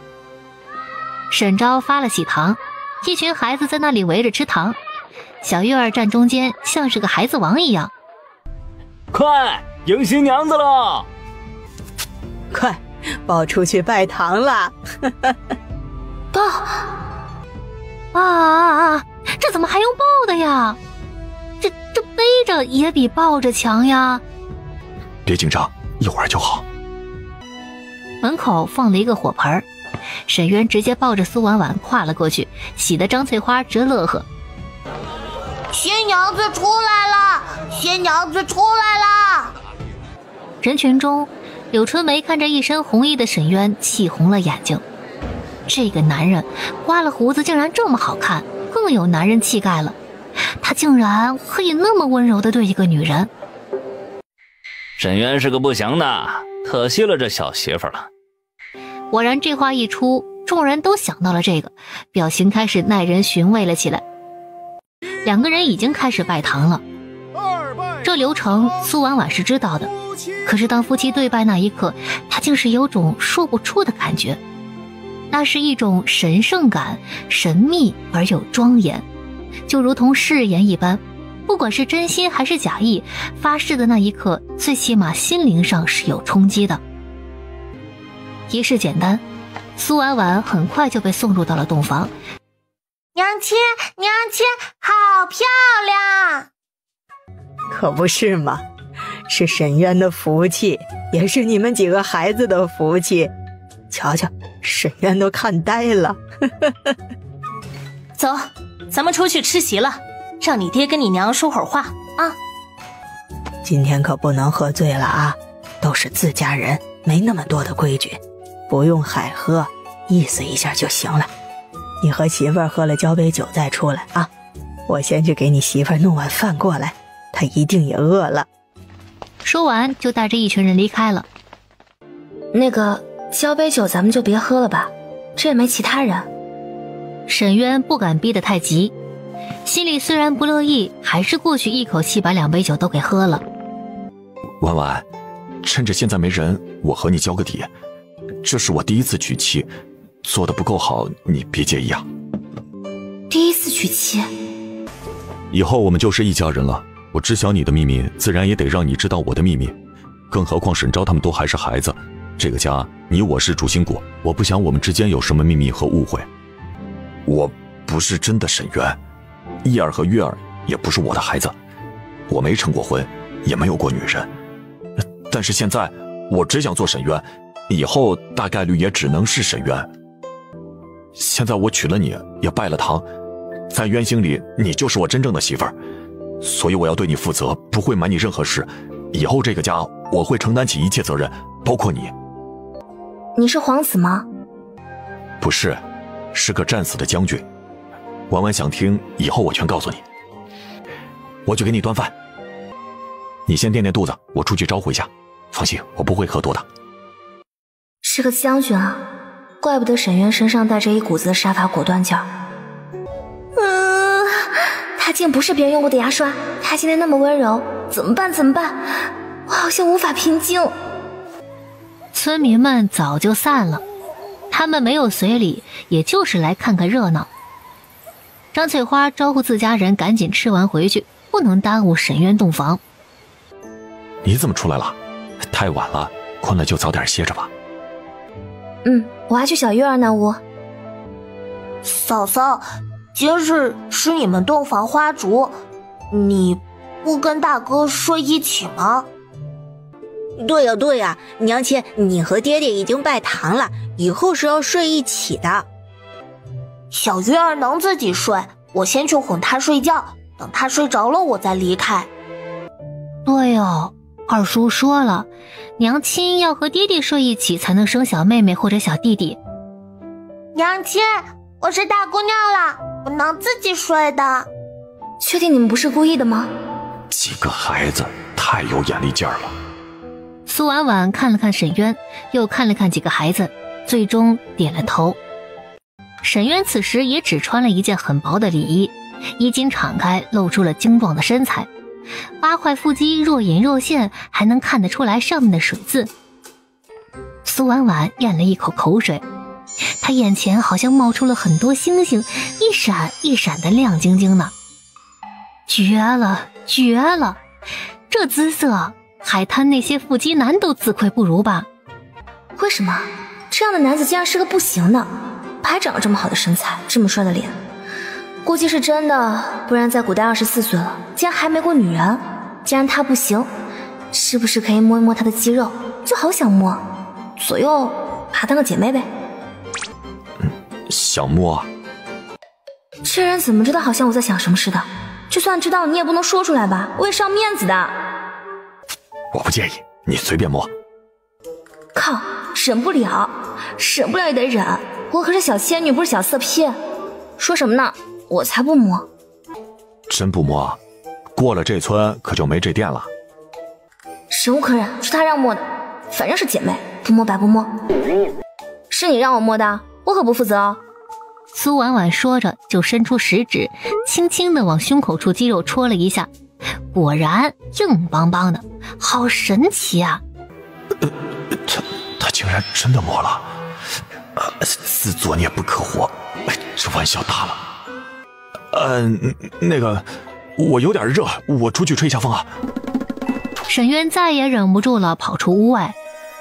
怂货，他竟然逃了！沈渊出去洗了把脸，又站在风口处吹了一会儿，回到门口停顿了片刻。你还没睡啊？睡吧。沈渊被他看得不自在，直接吹了灯躺下。漆黑一片，两个人一个在床上，一个在床边，许久都没吭声。疼吗？沈渊一怔，好半天才反应过来，他说的或许是他后背上的伤。都过去了，不疼。好吧，慢慢来。沈渊，这是祛疤膏，我也没用过，不知道有没有效果，试试吧。没吓到你吧？吓什么？一个伤疤而已。你给我上药。那让沈昭来。还是你来吧，那小子心思细腻，在他那里啊，我们已经是夫妻了，上药还要找他，这不是不打自招？你坐下，太高了，我够不到。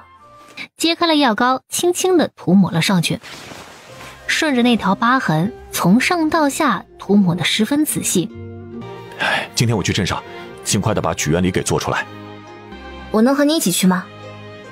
沈渊哪有不同意的，见他没有动作，也是想到了他要换衣服，应了一声，自觉地出门，还把门给带上了。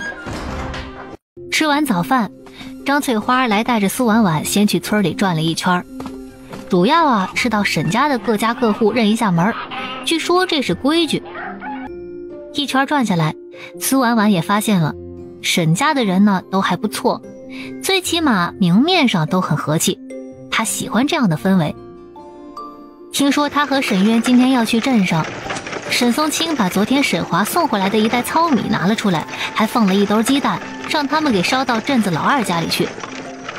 苏婉婉回去的时候和沈渊说了这事儿，同时也把昨天大伯留在这儿的糙米也拿了出来，想着元丰送回去也不妥，像是要撇清关系似的，干脆就直接换了更好的一些大米。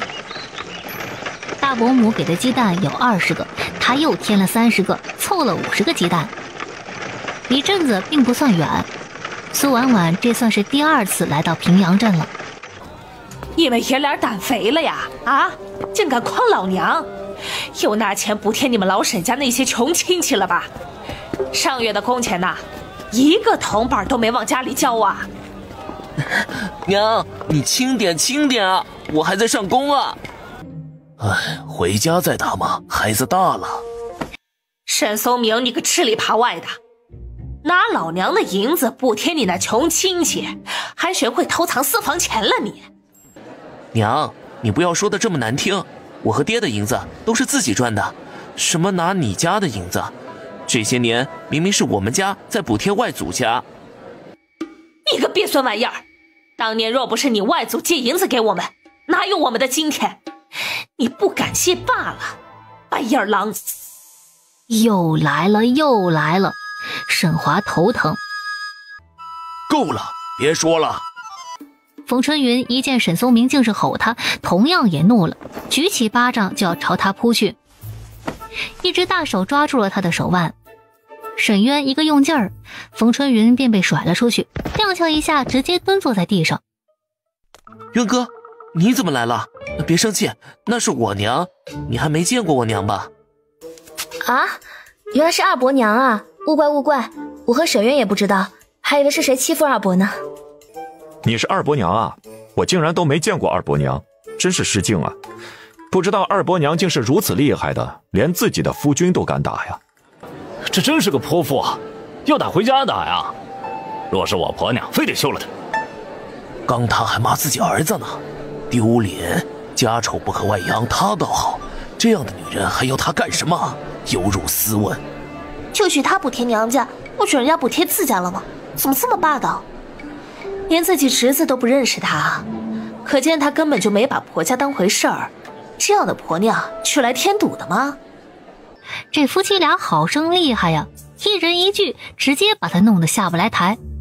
眼看着那小媳妇儿要过来扶自己，冯春云瞪了过去，就要甩胳膊推她。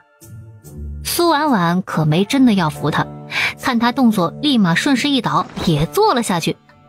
二伯娘，这一招还真是百试不爽。二伯娘，你说我二伯他们贴补我们乡下穷亲戚了，今天咱们就说道说道。说到什么？难道不是我娘家借的钱才让你二伯开了个香油房？自家的事儿，咱们回家再说。哼，二伯娘这时候知道自家事儿，回家再说了。你跑到沈华兄弟做工的酒楼，不顾自己儿子的颜面骂他的时候，怎么没想过回家说呀？你当街出手想打我二伯的时候，怎么没想着回家说呀？二伯娘这是心虚了。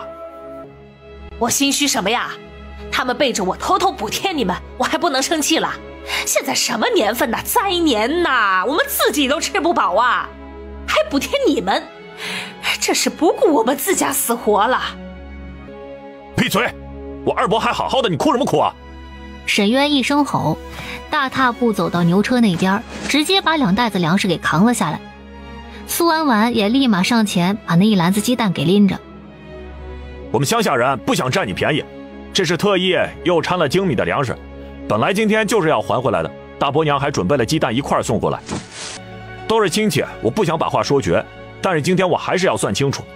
你说二伯他们贴补我们，我倒是想问问，贴补什么了？那年发大水，大伯娘过来求你们借点粮食，你把大伯娘给打了出去，还骂得很难听，有没有这回事啊？这些年你回过村几次啊？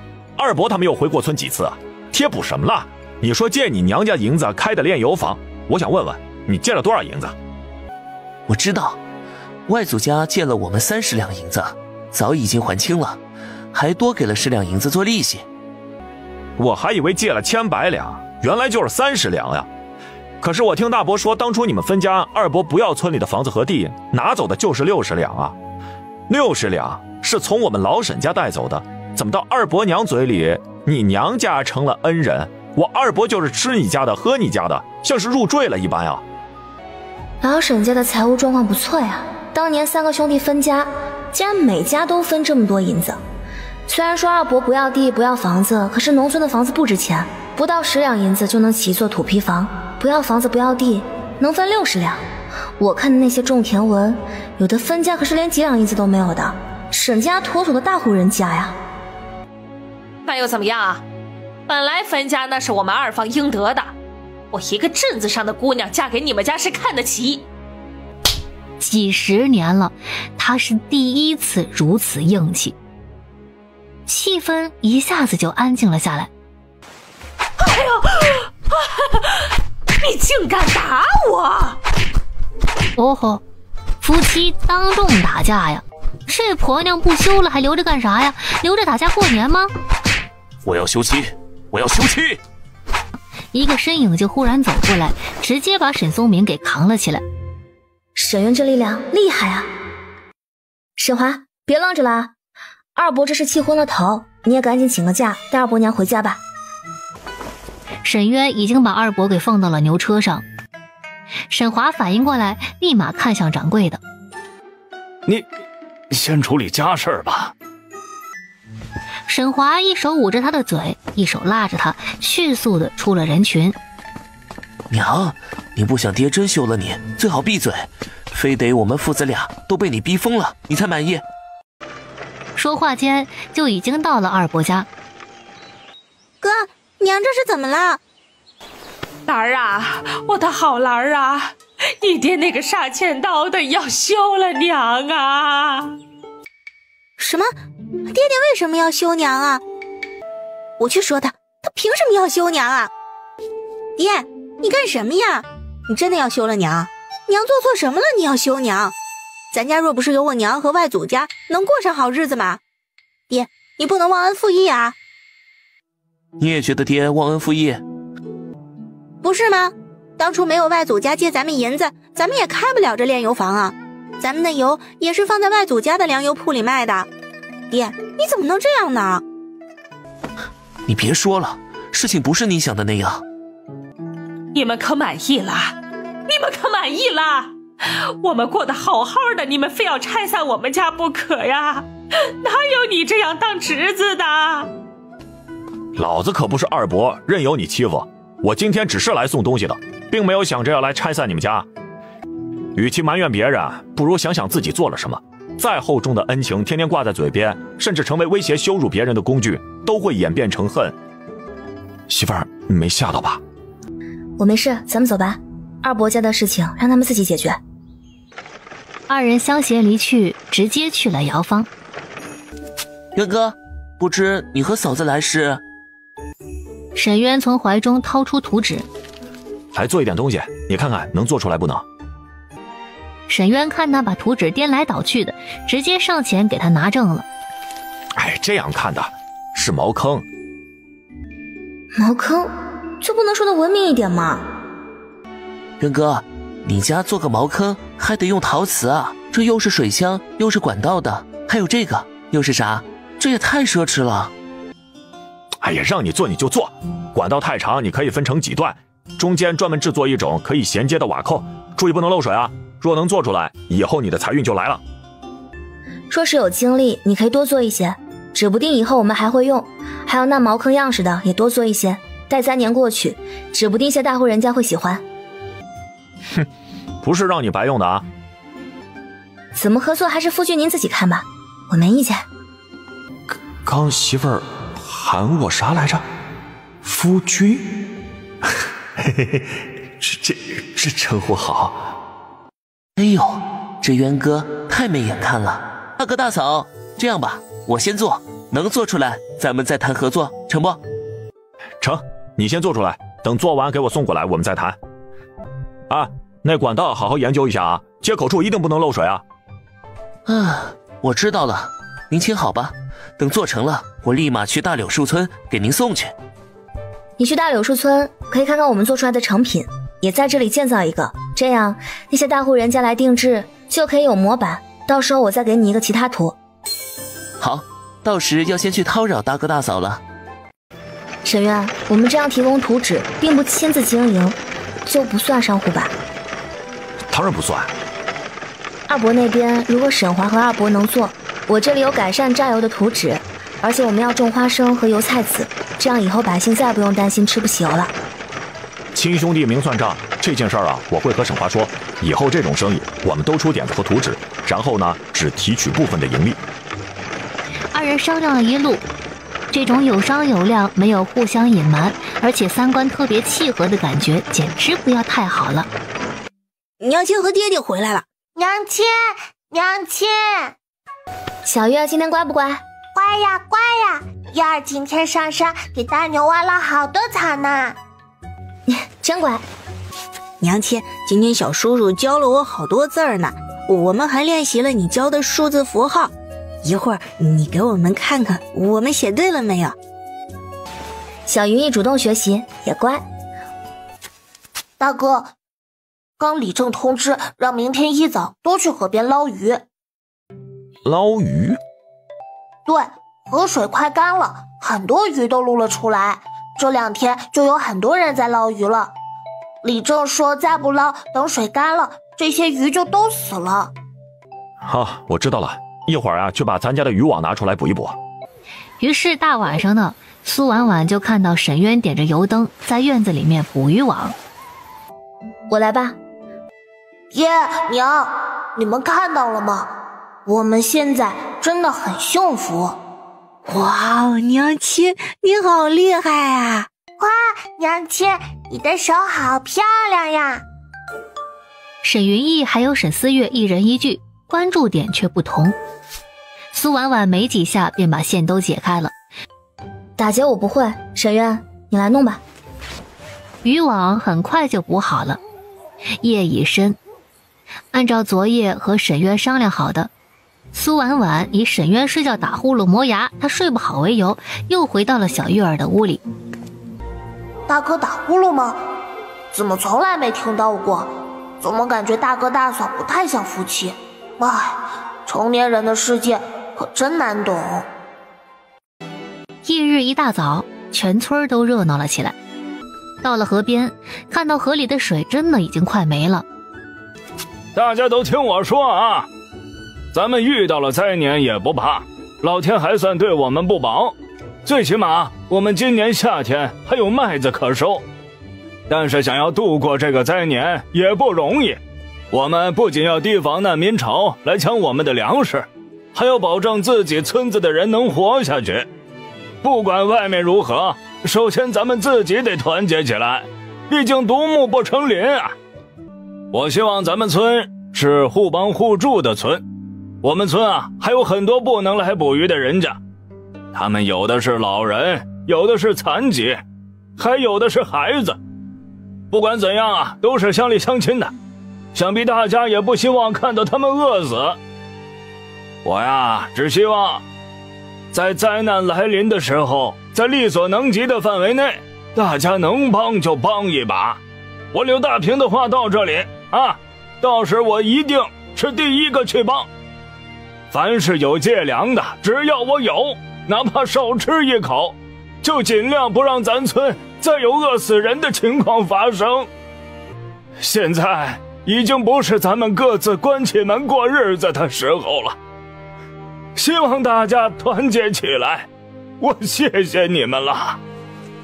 鸦雀无声，众人似乎也都想到了那场水灾，忽然竟是还有人发出了呜咽之声。苏婉婉也震撼了，她没想到李正竟是能说出这样一番话来。他看到的那些小说里面，村里有很多的极品，李正大概也没有几个好的。好，我沈渊话也到这里啊，到时众位乡亲真的没粮了，我只要有余粮也会出见。还有啊，今日捕鱼，我会给村里那些不便的人送过去一些的。好，我们大柳树村可是最团结了，坚决不饿死任何一个人。对，我们都听李正的，我家有余粮也会拿出来。乡里乡亲的，可能一把粮就能救回一条命。我们还要巡逻，防止难民潮进入。我建议村里的汉子们行动起来。好，今天下午各族家里都出一个人到我家里，我们共同商议接下来的防御。沈渊，你也来。这时汉子们一个个都开始入了水，岸边放的都是桶。哇，爹爹好厉害呀！不过片刻的功夫，沈渊已经抓了5条鱼放在他们的桶中，接着他们又开始去那边拉网。这么多人，怕是加起来都比不上你家沈渊呢。我爹爹最厉害了。会抓条鱼有什么用啊？白长了这大块头了。这声音很熟悉啊。哎，让他想想，这不是那天夜里在沈渊家门口说沈渊不行的那个声音吗？柳传梅，你瞎咧咧什么呀？会抓鱼就是很厉害，咋地了？你别搭理他，有的人呐，就是吃不到葡萄说葡萄酸。酸不酸的，我确实是不知道。不过苏婉婉应该一定知道沈渊那情况。苏婉婉长得再漂亮有啥用啊？还不得……哎呀，可惜啦！他妈的，这女人真是猛啊！你一个寡妇害不害臊啊？人家沈渊怎么样关你屁事？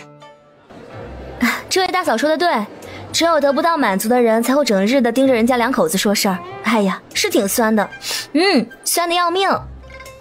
哎呦，真是好大的一股酸味啊！你们，我说的是事实，咋的了？还不让人说了？说什么幸福啊？我看你能坚持多久？